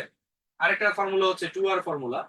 টু আর ফর্মুলা একটা জিনিস দেখেন, যে কোনো কিছু 1.5 গুণ বৃদ্ধি পেয়েছে, এটার দাম ছিল x টাকা, এটা যদি 1.5 গুণ বৃদ্ধি পায় অর্থাৎ এটা হয়ে গেছে 1.5x টাকা হয়ে গেছে। ঠিক আছে? তাহলে 1.5x টাকা নিয়ে যদি আমি কাজ করি তাহলে আমার এটা কি হয়ে যাবে? অনেক বেশি জটিল হয়ে যাবে। তো সেই ক্ষেত্রে আমরা এক্স এর মান আমি 1.5 না ধরে আমি এটা করবো। আমি ধরি হচ্ছে যে এটা ছিল, দাম ছিল 2x, এটা হচ্ছে 1.5 গুণ বেড়ে গেছে, তার মানে এটা হয়ে গেছে কত? 3x। ঠিক আছে? 2 এর 1.5 গুণ হচ্ছে গিয়ে কি আমার 3। তো সেই ক্ষেত্রে আমরা যখন, এইবারে আপনারা একটু দেখেন কোন জিনিসটা সহজ। এই জিনিসটা 1.5x খুব জটিল হয়ে যাচ্ছে, এই জিনিসটা 3x, এটা খুব সিম্পল এবং ইজি। তো সেই ক্ষেত্রে আমার হচ্ছে চিন্তা করতেও সুবিধা হবে, আমার হচ্ছে যে কাটাকাটি করতে সুবিধা হবে, এবং আমাদের ম্যাথে ক্যালকুলেশন করতে অনেক বেশি ইজি হবে। আশা করি সবাই বুঝতে পেরেছি। আচ্ছা, আরেকটা আরেকটা গুরুত্বপূর্ণ টেকনিক এক্স ধরার ক্ষেত্রে খুবই খুবই খুবই সতর্ক থাকবো। আচ্ছা, ধরেন আমার এখানে হচ্ছে খাতার দাম দেওয়া আছে, কলমের দাম দেওয়া আছে। কারণ আমাকে পরীক্ষার হলে বলেছে কলমের দাম কত এটা বের করতে হবে। ঠিক আছে? তাহলে আমরাও জানি, বলা আছে যে খাতার দামের চেয়ে কলমের দাম হচ্ছে 2 গুণ। তাহলে খাতার দাম যদি x টাকা হয় তাহলে কলমের দাম কত হবে? 2x টাকা। ঠিক আছে? এখন একটা জিনিস আমি খেয়াল করে দেখি, এইখানে আমি যদি অঙ্কটা করে ফেলি, অঙ্ক ধরেন আপনার অঙ্কের শেষে এক্স এর দাম আসছে কত টাকা, ধরেন আপনার হচ্ছে যে এক্স এর দাম আসছে 20 টাকা, তাহলে হচ্ছে খাতার দাম পাইছি 20 টাকা, কলমের দাম পাইছি কত? তাহলে কলমের দাম হচ্ছে 2x, তাহলে 20 গুণন হচ্ছে 2 তোমার সমান কত? 40 টাকা। এবার একটু দেখি, আমার যেটা চেয়েছে আমি সেটা যদি এক্স ধরি তাহলে আমার কষ্টটা অনেক কমে যাবে। ঠিক আছে?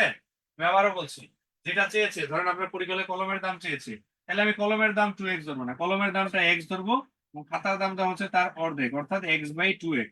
ঠিক আছে? তাহলে আমরা যেটা চেয়েছে সেইটার মান যদি x ধরি তাহলে আমার সরাসরি কি, সরাসরি x এর মান যেটা আসবে, মানে x এর মান আসবে 30, তাহলে সরাসরি এটাই উত্তর চলে আসবে। এটা এখন এটা যদি আমার 1.5x হয় বা হচ্ছে 20x হয়, এটার সাথে আবার 20 গুণ করা লাগবে, ঝামেলা হবে, তাহলে ভুলের সংখ্যা বাড়বে, এবং আমরা হচ্ছে গিয়ে কি কনফিউশনের সংখ্যা বেড়ে যাবে, এবং আমরা হচ্ছে গিয়ে কি যে অনেক টাইম নষ্ট হবে। এই জন্য এক্স ধরার ক্ষেত্রে আমরা এমন ভাবে এক্স ধরবো যেটা চেয়েছে। ধরেন শার্টের দাম বের করতে আমাকে বলা হয়েছে, প্যান্টের দাম বের করতে বলা হয়েছে, শার্ট আছে প্যান্ট আছে, তো শার্টের দামটা চেয়েছে, এই জন্য শার্টের দাম আমরা কি ধরার চেষ্টা করব? এক্স ধরার চেষ্টা করব। তাহলে আমার কি হবে? জিনিসটা খুবই খুবই খুবই ইজি হয়ে যাবে। ওকে? আর এক্স ধরার ক্ষেত্রে আরেকটা জিনিস মনে রাখবো, আমরা হচ্ছে যে আপনার ধরেন হচ্ছে পেনের দাম আমরা পি ধরবো। ঠিক আছে? তারপর হচ্ছে ইঙ্কের দাম আমরা আই ধরবো। তাহলে আমরা কি হবে যে বুঝতে সুবিধা হবে যে কোনটা আমি হচ্ছে পেন্টের দাম ধরেছিলাম, কোনটা আমি হচ্ছে ইঙ্কের দাম ধরেছিলাম। এই জিনিসটা কিন্তু আমার ভুল হবে না। এই জন্য বুঝিয়া ধরিয়া এক্স, ঠিক আছে, ধরিয়া বুঝিয়া নয়। ঠিক আছে? তো বুঝে শুনে চিন্তা করে দিতে হবে। আচ্ছা, কারো কোনো প্রশ্ন? আর ক্লাস কি বুঝতে পারছেন? কোনো কঠিন আলোচনা হচ্ছে? আচ্ছা, এটিএম নোমান, ভালো হচ্ছে ক্লাস স্যার, অনেক ধন্যবাদ। এইটা হচ্ছে আমার অনেক প্রিয় একটা ক্লাস। এটা হচ্ছে মানে আমার হচ্ছে যে এতদিনের স্টুডেন্ট লাইফ এবং টিচার লাইফের যে কৌশলগুলো আছে এই জিনিসগুলো আমরা একসাথে করার চেষ্টা করেছি। এটা আপনি মোটামুটি কোথাও পাবেন না, এবং এই জিনিসটা কারো কাছ থেকে কপি করা না, একদম অরিজিনাল জিনিস এবং অরিজিনাল কৌশল। ঠিক আছে? এটা দেশি বিদেশি কোনো বই থেকেও কপি করা না, একদম অথেন্টিক জিনিস। ঠিক আছে? এটা যদি আপনি অ্যাপ্লাই করতে পারেন আপনার ম্যাথে আপনার খুবই খুবই খুবই এক্সিলেন্ট হয়ে যাবে ইনশাআল্লাহ। ঠিক আছে? তাহলে এক্স ধরা দেখলাম।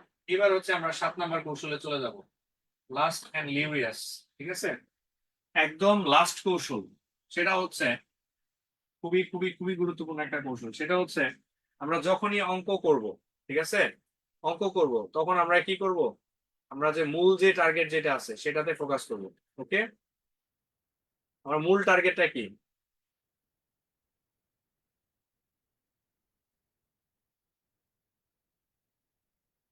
আমার মূল টার্গেটটা কি? আমার মূল টার্গেট হচ্ছে সবসময় অঙ্ক করার ক্ষেত্রে যে আমার টার্গেটটা ঘুরে ফিরে কি, আমার অ্যান্সার বের করা। ওকে, আমার টার্গেট কি? অ্যান্সার বের করা। সবসময় আমার ফোকাস থাকবে কি? অ্যান্সার বের করা। অর্থাৎ যতটুকু গেলে বা যতটুকু করলে আমার যদি অ্যান্সারটা চলে আসে, তখন হচ্ছে গিয়ে কি আমি অঙ্কটা করে ফেলবো। আরেকটা হচ্ছে আমরা পরীক্ষার হলে ম্যাথ প্র্যাকটিস করবো না, ঠিক আছে? পরীক্ষার হলে ম্যাথ প্র্যাকটিস করব না। ওকে, পরীক্ষার হলে আমরা একটা অঙ্ক দুই ভাবে, আরেকটা অঙ্ক মনে করেন আপনার তিন ভাবে করা যায়, এটা আমরা বাসায় বসে বসে চেষ্টা করব। তো পরীক্ষার হলে আমি দুই তিন ভাবে অঙ্ক করব না, যেটাতে টাইম সেভ হবে সেটাই আমরা বের করবো, এবং ঘুরে ফিরে আমার জাস্ট উত্তরের কাছাকাছি যাওয়ার জন্য যতটুকু করা লাগে অতটুকু। এটা থেকে আরো অনেক কিছু করা যায়, সেগুলোতে আমরা ফোকাস করবো না। আমরা জাস্ট ফোকাস করব আমরা ঘুরে ফিরে কোথায় আসবো। আমার টার্গেট হচ্ছে গিয়ে কি? আনসার বের করা। ওকে, আমার টার্গেট কি? অ্যান্সার বের করা। তো যেভাবে করলে আমার অ্যান্সারটা বের হয় সেভাবে করবো, এবং পরীক্ষার হলে আমার ফোকাস থাকবে শুধুমাত্র অপশন টেস্ট করে, অবজার্ভ করে, শুধুমাত্র উত্তর বের করে। আপনার যদি সূত্র ব্যবহার করা না লাগে আরো ভালো, জাস্ট ক্যালকুলেশন করলে, যোগ বিয়োগ করে যদি উত্তর বের করে আরো ভালো। কারণ আমার টার্গেট কি? আমার টার্গেট এবং উদ্দেশ্য ভীষণ ভীষণ একদম ক্লিয়ার। আমার টার্গেট একটাই, জাস্ট উত্তরটা বের করা। ওকে, আর কোনো কিছু না, জাস্ট আমরা উত্তরটা বের করব। আমাদের ফুল কনসেন্ট্রেশন থাকবে শুধুমাত্র উত্তর বের করার ক্ষেত্রে। ওকে,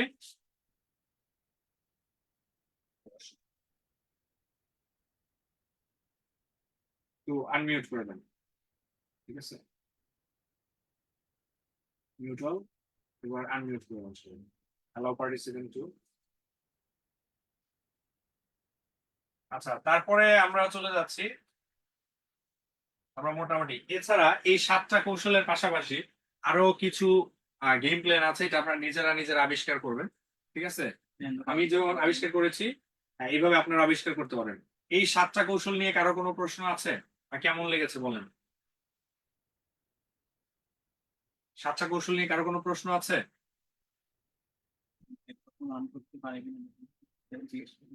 এবার একটু অন করার চেষ্টা করুন, কথা বলার চেষ্টা করেন, দেখেন কথা বলা যাচ্ছে কিনা।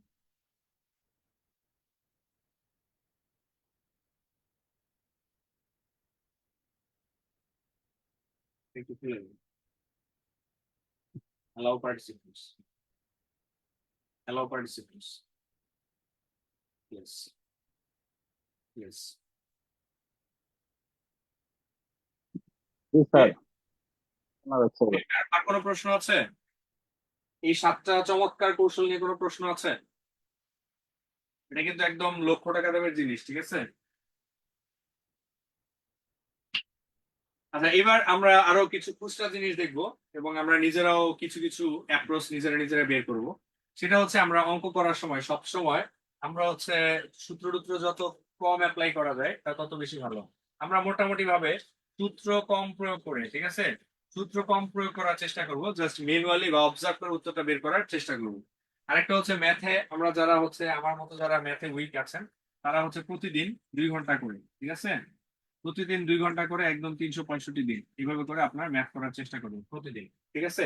আর যাদের সিলেবাস কমপ্লিট হয়ে গেছে তারা হচ্ছে আপনার হচ্ছে আধা ঘন্টা থেকে, ঠিক আছে, আপনার হচ্ছে যে আধা ঘন্টা থেকে আপনার হচ্ছে 1 ঘন্টা পর্যন্ত আপনারা হচ্ছে যে ম্যাথ করার চেষ্টা করবেন প্রতিদিন, ঠিক আছে? ম্যাথ আপনার হচ্ছে একদিনে আপনি একদিনে আপনি হচ্ছে 15 ঘন্টা ম্যাথ করলেন, তারপর 15 দিন করলেন না, তাহলে হবে না, ঠিক আছে? আপনি অল্প অল্প করে আপনার 15 দিন 1 ঘন্টা করে করেন, এটা বেটার। অর্থাৎ মূল কথাটা হচ্ছে আপনাকে অবশ্যই নিয়মিত ছাত্র হইতে হবে, ঠিক আছে, প্রফেশনাল হইতে হবে, নিয়মিত ম্যাথ করতে হবে, অল্প অল্প করে আপনার হচ্ছে প্রতিদিন করতে হবে কোনো না কোনো ভাবে। কারণ আমাদের ব্রেনের বিভিন্ন পার্ট আছে, ঠিক আছে? একটা পার্ট হচ্ছে যে এই ব্রেনের একটা পার্ট হচ্ছে আপনার অ্যানালাইটিক্যাল বা হচ্ছে বিশ্লেষণের কাজ করা, একটা পার্ট মনে করেন আপনার মেমোরাইজিং এর কাজ করে। তো আপনারা হচ্ছে যে আপনারা যদি প্রতিদিন ম্যাথ করেন তাহলে আপনার হচ্ছে যে এটা গবেষণায় প্রমাণিত যে আপনার ম্যাথের মস্তিষ্কের ব্যায়াম হয়, এবং আপনার ব্রেন শার্প হবে, আপনার ব্রেনের ক্যাপাসিটি বাড়বে, এবং আপনার অন্যান্য সবার চেয়ে একটু আলাদা হয়ে যাবে, ঠিক আছে? আপনার অ্যানালিটিক্যাল এবং ডিসিশন মেকিং পাওয়ারটা বাড়বে। এই জন্য প্রতিদিন কোনো না কোনো ভাবে একটু হইলেও ম্যাথ করার চেষ্টা করতে হবে। আপনি ডে বাই ডে একটু একটু করে বড় হবেন, একটু একটু করে ইমপ্রুভ হবেন। বাট আপনাকে ধৈর্য ধরে জাস্ট লেগে থাকতে হবে, জাস্ট সময়। আর ম্যাথ করার ক্ষেত্রে বা ম্যাথে বস হওয়ার একটা সিম্পল ফর্মুলা বলি। ম্যাথে বস হওয়ার একটা সিম্পল ফর্মুলা, জাস্ট আপনাকে সময় দিতে হবে। সময় দিলে কোনো প্রেশার নেওয়ার কিছু নাই, জাস্ট রিল্যাক্স, সিলেবাসটা ফলো করেন, সময় দেন, ইনাফ। ওকে। আচ্ছা, তারপরে যে জিনিসটা আছে এটা হচ্ছে যাচাই করে বা হচ্ছে না দেখে উত্তর দেওয়ার চেষ্টা করতে হবে। ঠিক আছে। আচ্ছা, আমরা সবসময় যখন প্র্যাকটিস করব, এই প্র্যাকটিস করার সময় আমরা কি করব, এটা না দেখে, অবশ্যই না দেখে, উত্তর না দেখে আমরা করব, যে উত্তর না দেখে, সলিউশন না দেখে, ঠিক আছে, আপনার হচ্ছে যে গোপন জিনিস ঢেকে তারপরে অঙ্ক করার চেষ্টা করব। ঠিক আছে। আমি যদি সামনে কখনো কোনো ম্যাথ বই লিখি, তাহলে অবশ্যই উত্তরটা আমি একদম বইয়ের শেষে দিব, অথবা এটার জন্য আলাদা আমি একটা বই করার চেষ্টা করবো, যে বই আলাদা, আমার উত্তরপত্র আলাদা। ঠিক আছে। উত্তর কখনোই পাশাপাশি থাকা যাবে না। এটা অবশ্যই যে প্রত্যেকটা জিনিস আপনি যে অনুসিদ্ধান্ত গুলা বা যাচাই বাছাই করে যে সিদ্ধহস্ত হচ্ছে কিনা, এই জিনিসগুলো আমরা যাচাই করে দেখবো, অর্থাৎ না দেখে প্র্যাকটিস করবো। এরপরে হচ্ছে আমরা স্টেপ বাই স্টেপ করার চেষ্টা করবো। ঠিক আছে। আমরা প্রথমে দেখবো যে এই দুই টাইপের, টাইপ 1, টাইপ 2, টাইপ 3, টাইপ 4, এরপরে হচ্ছে যে আপনার মিসেলেনিয়াস, এরকম বিভিন্ন পার্টে যখন আমরা করার চেষ্টা করব, তখন আমার কাছে ম্যাথ গুলা অনেক বেশি ইজি হয়ে যাবে। যে আস্তে আস্তে প্রথমে আমি হচ্ছে দুই ধরনের টাইপের ম্যাথ শিখলাম, তারপরে আরো কয়েক ধরনের টাইপের ম্যাথ শিখলাম, এরপর আরো কয়েকটা টাইপের এইভাবে স্টেপ বাই স্টেপ যখন আগাবো, তখন হচ্ছে আমরা জিনিসটা খুব ইজিলি শিখতে পারবো। ঠিক আছে। আস্তে আস্তে মানে হচ্ছে ইজি, মিডিয়াম, হার্ড, এইভাবে আমরা আস্তে আস্তে আমরা আগানোর চেষ্টা করবো। ঠিক আছে। এই পর্যায়ে আমরা ম্যাথের মাস্টার প্ল্যানটা আমি আপনাকে বলি। ম্যাথের মাস্টার প্ল্যানটা হচ্ছে আমাদের একটা হচ্ছে যে টোটাল কোর্স প্ল্যান দেওয়া থাকবে। ঠিক আছে। আমাদের যে টোটাল কোর্স প্ল্যান যেটা দেওয়া থাকবে, ঠিক আছে, এই কোর্স প্ল্যানে যে কয়টা ক্লাস থাকবে, ঠিক আছে, আপনার যে কয়টা ক্লাস থাকবে, ধরেন আপনার হচ্ছে যে এখানে 9টা ক্লাস আছে। তো এই টপিকটা যখন শেষ হবে, তখন আপনি কি করবেন, এই টপিকটা আপনারা কি করবেন, বাসায় সুন্দর করে এটা নোট করে ফেলবেন, এবং এই টপিকটা আমাদের যে একটা শীট দেওয়া হবে, আমাদের এরকম যে কোর্স ম্যানুয়াল যেটা দেওয়া হবে, এই শীটটা, এই একটা টপিক একটা লেকচার শেষ, এই শীটটা আপনারা হচ্ছে মিনিমাম 2বার করে শেষ করে ফেলবেন। তাহলে আপনারা ইজিলি ম্যাথের বস হয়ে যেতে পারবেন। ঠিক আছে। তারপরে আমরা ধরেন 2 নাম্বার লেকচারে আসলাম, এবার হচ্ছে আপনি 2 নাম্বার লেকচার শিটটা খুব দ্রুত, সাথে সাথে, ঠিক আছে, স্যার যেমনই পড়াক না কেন, আপনারা এটা নিজের দায়িত্বে এটা বেশ কয়েকবার শেষ করে ফেলবেন, তখন আপনারা ম্যাথে স্ট্রং হয়ে যাবেন। ঠিক আছে। আচ্ছা, তাহলে এইভাবে করে আপনারা হচ্ছে যে আমাদের সিলেবাসটা আমরা এইভাবে শেষ করতে থাকবো।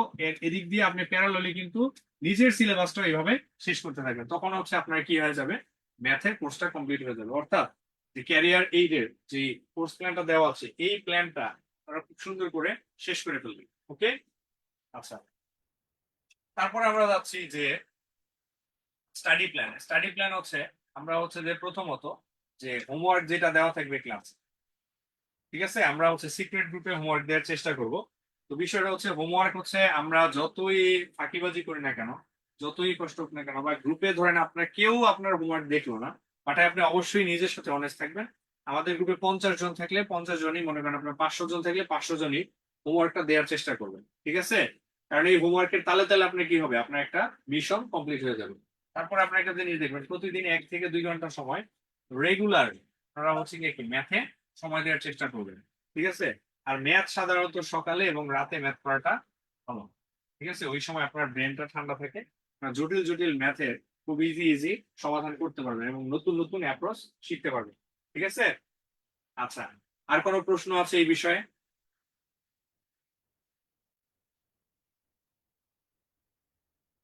ম্যাথের স্টাডি প্ল্যান এবং মাস্টার প্ল্যান নিয়ে কার কোনো প্রশ্ন আছে?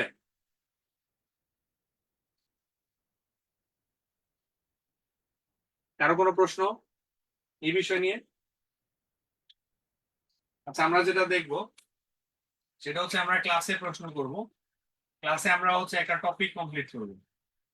প্রথমত একটা টপিক কমপ্লিট করব। ঠিক আছে, 1 নাম্বার কাজ। 2 নাম্বার কাজ হচ্ছে আমরা হোমওয়ার্কটা সুন্দর করে কমপ্লিট করার চেষ্টা করব। 3 নাম্বারে আমরা ভিডিও লেসনটা আরেকবার দেখব, এবং হচ্ছে আমরা যে শীট আছে বা কোর্স ম্যানুয়াল আছে, এটা খুব সুন্দর করে আমরা রপ্ত করার চেষ্টা করব। ঠিক আছে। কখনোই আমরা লেকচার জমিয়ে রাখবো না। লেকচার চলতে থাকবে এবং আমার প্রিপারেশনও কমপ্লিট হতে থাকবে, ঠিক আছে? ওকে, আর কোনো প্রশ্ন? এবার আমরা একটু এইচডব্লিউ নিব, ঠিক আছে? সবাইকে এইচডব্লিউ দিয়ে দিচ্ছি, একটু মনোযোগ দিবেন, ঠিক আছে? সবাই হচ্ছে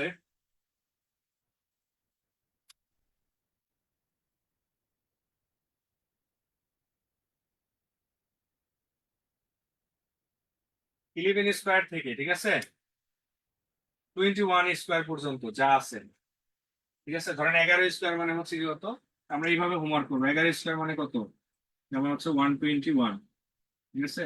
12 স্কোয়ার মানে কত, 144। এরকম করে এই জিনিসগুলা যা হয় সবগুলো আমরা লিখে নিয়ে আসবো, ঠিক আছে?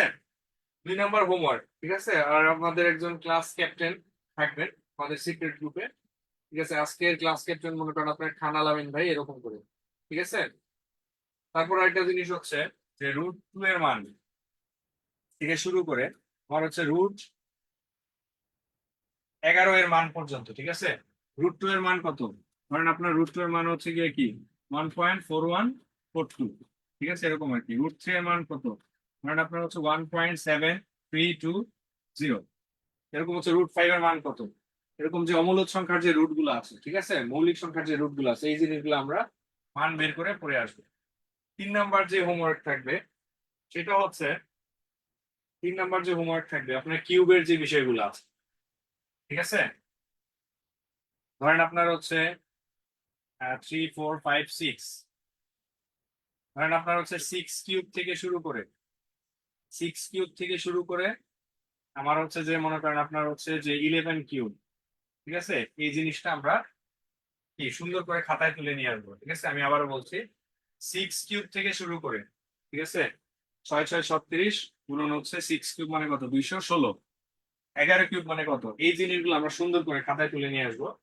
তো আরেকটা কাজ হচ্ছে আমার হচ্ছে যে 11 এর নামতা থেকে আর 21 পর্যন্ত যে নামতা গুলো আছে এটা একটু লিখে নিয়ে আসবেন,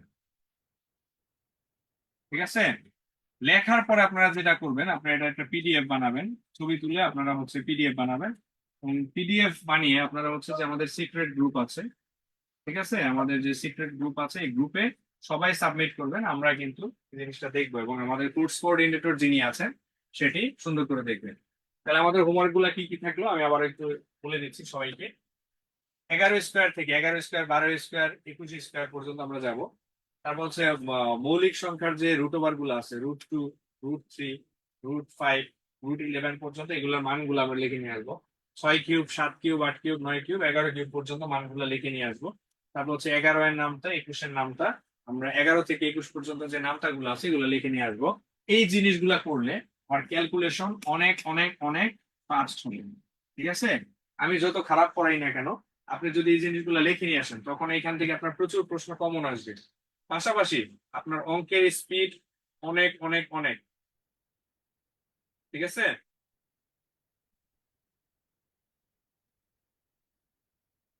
ওকে, তাহলে কারো কোনো প্রশ্ন আছে? আর কারো কোনো প্রশ্ন আছে?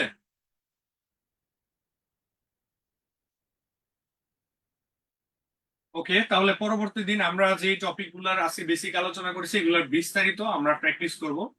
পরবর্তী ক্লাসে সবাইকে দেখা হবে এবং সবাই অবশ্যই অবশ্যই হোমওয়ার্ক করে নিয়ে আসবেন। এবং আপনারা কখনোই, ঠিক আছে, আপনারা এসএসসি, ইন্টারে, স্কুল, কলেজে আমরা অনেক ফাঁকি দিয়েছি, কিন্তু এই জায়গায় যদি হোমওয়ার্কটা ফাঁকি দিই তাহলে আপনারা নিজেরাই ফাঁকে পড়ে যাবেন, ঠিক আছে? তো এই জন্য যেটা করতে হবে, খুব সুন্দর করে হোমওয়ার্কটা লিখে নিয়ে আসবেন, আর না বুঝলে অবশ্যই প্রশ্ন করবেন। আর পরবর্তী ক্লাসে আবারও দেখা হবে। সবাই ভালো থাকবেন, সুস্থ থাকবেন। শুভরাত্রি। আসসালামু আলাইকুম।